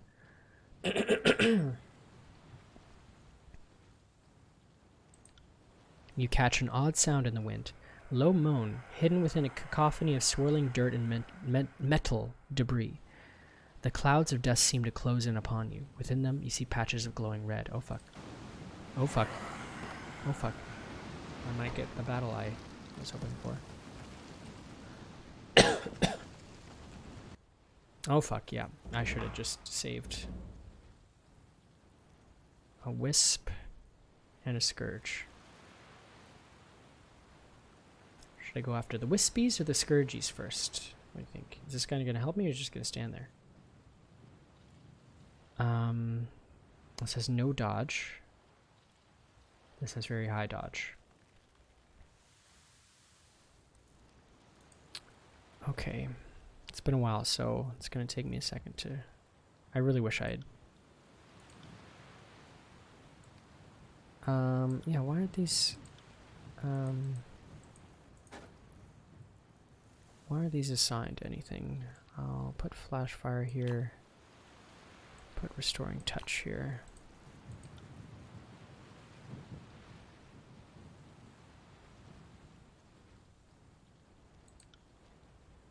Okay, well, and my battle stance good.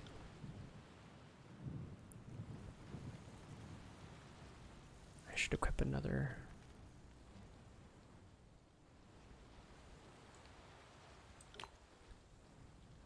Yeah, they've caught me in a bad position, and I can't really back up any farther.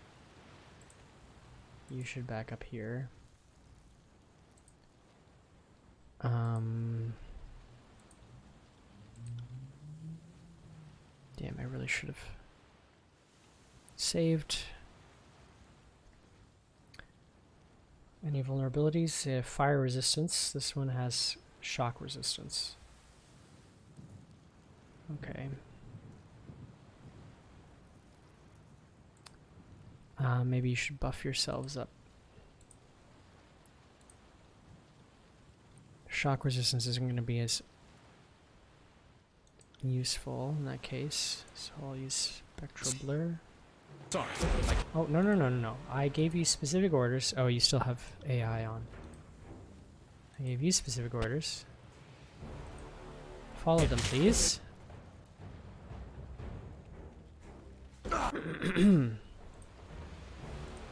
And once you get there, let's see. Mirror image yourself.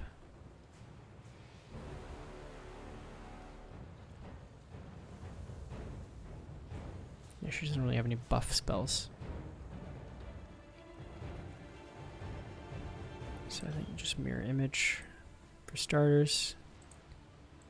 And then you can also buff yourself. Once you get into position. Whoa, whoa, whoa, whoa, whoa, where are you going? Did you cast mirror image yet? No, you didn't. Come on. Okay, you cast Titan's Might. Titan's Touch, whatever. Okay, good. So they're engaging, which means he can do this attack. He better. Yeah, I'll do the central one. And you are still casting. Okay, so you can go here.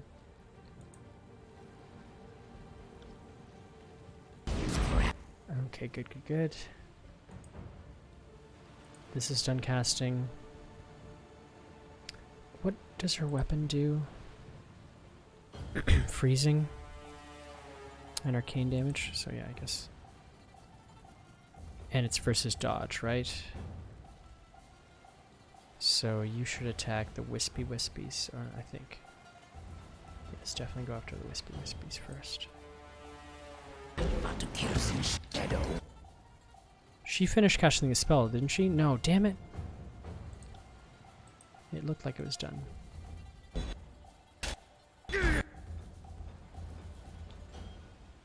You're still casting Striking Iron. Okay, you finished casting that, so you can go here. And I guess we'll take out this one. Does it show me what her claws are versus? I imagine it's parry, but I don't know. Primal Scream. Okay, this could I could get them all. This. How are we doing for health? Okay, I haven't done that much damage. They're all doing like 1 damage. What kind of damage are they doing?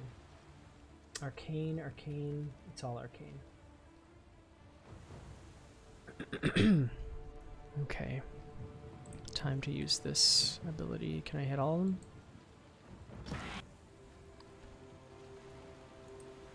I'm still casting that. He cast Spectral Blur, right? So maybe next I'll cast this, but I'm worried the shock is going to actually heal them. What does this say? Yeah, it takes 0 shock damage. But takes extra fire damage. Interesting. Okay. And what about this one? Are they the same? Yeah, 0 fire damage, but they take 100% frost damage. That's good to know.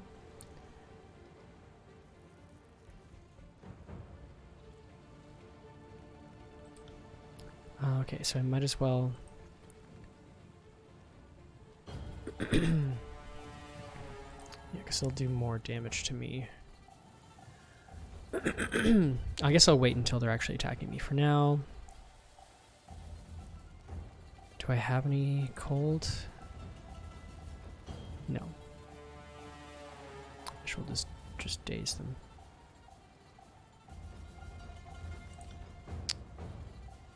Could just hit that one.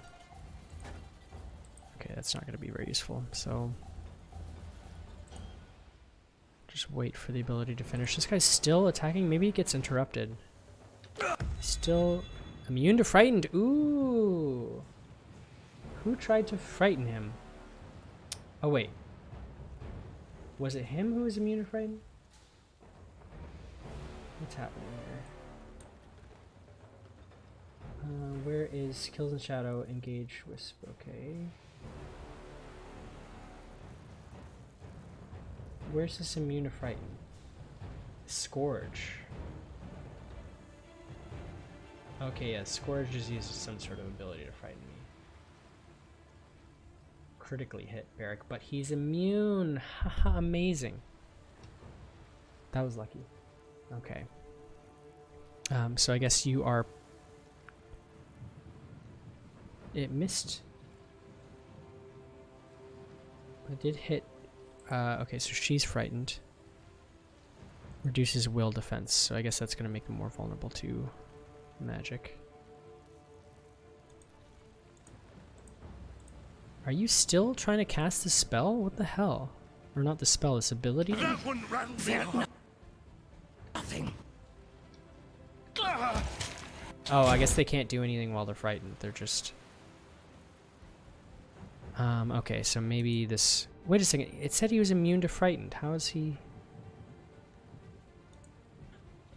What is he doing? Why is he cowering? Maybe it just automatically makes them miss part of their turn, I guess. Gosh, what should I do?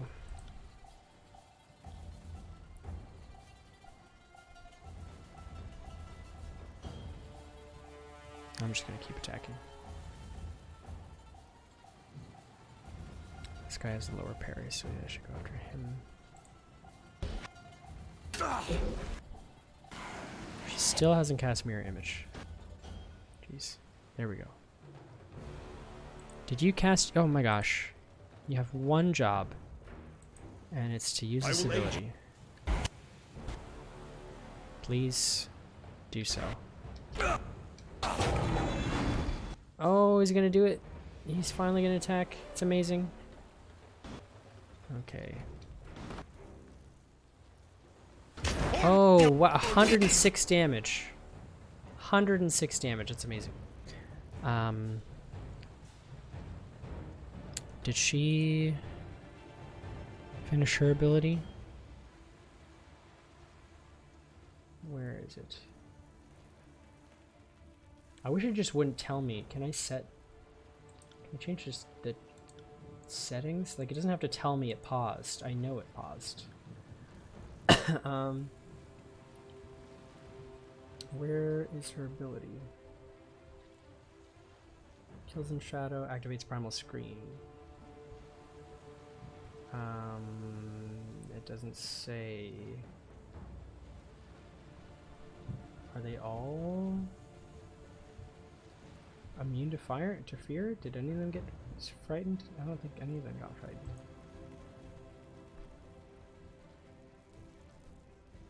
Fierce demeanor, what's that?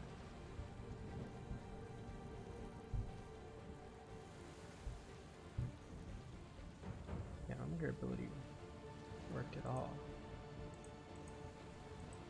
Okay. Well, the battle's going okay so far. I got one of them almost dead. But it did take... It has over 100 health, which is not good. Can you do anything else cool? Oh yeah, this will do a lot of damage to these ones. Do you have any fire? Do you have any frost? Oh, Icicle Storm will really help. So move up closer. Do an Icicle Storm here. It's time to hunt, not to kill. You need a target. You need a target. I guess Barrack's okay for now.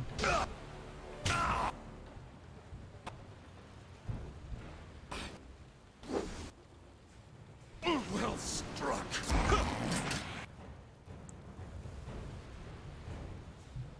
Is there any more you could be doing? Not really. Does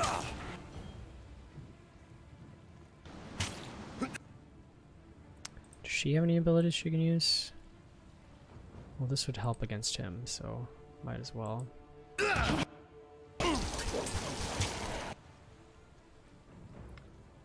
Yeah, the Scourge takes way more damage from the frost attacks.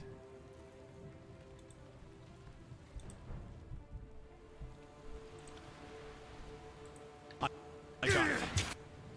You won't Disengage? Where are you going? get away that easily. Where is this thing going? Okay, time for you to switch.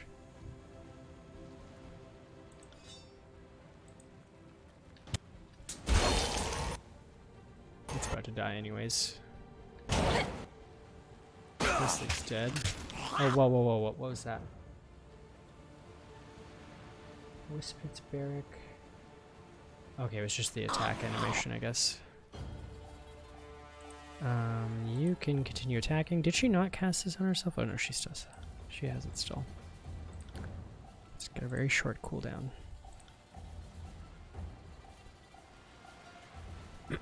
I thought she had more abilities, but I guess not. Nice. Okay. Everybody can attack this guy now. How are you doing? You're injured. Okay.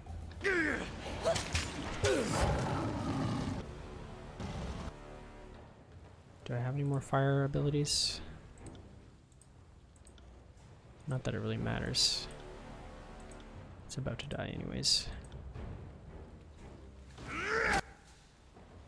Oh no, these ones don't need fire, they need... Are they weak against fire? Yes, they are.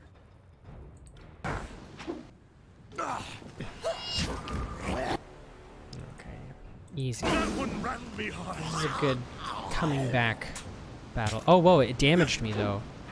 It took a ton of damage. Okay, I'll use you to restore Barrack. Do not flee. I guess they explode when they die. Woman.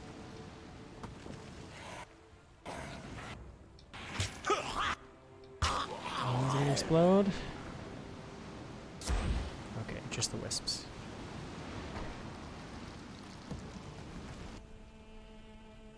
The Bane are gone. Their unnatural cries silenced, leaving only the tornado's violence in your ears. As the dust clouds recede, you spot a crouched figure on the wall above. Fatebinder, look there, atop the walls. We aren't alone. Up there. Okay, I gotta stop here. Because if I get into another battle, it might take a long time. So.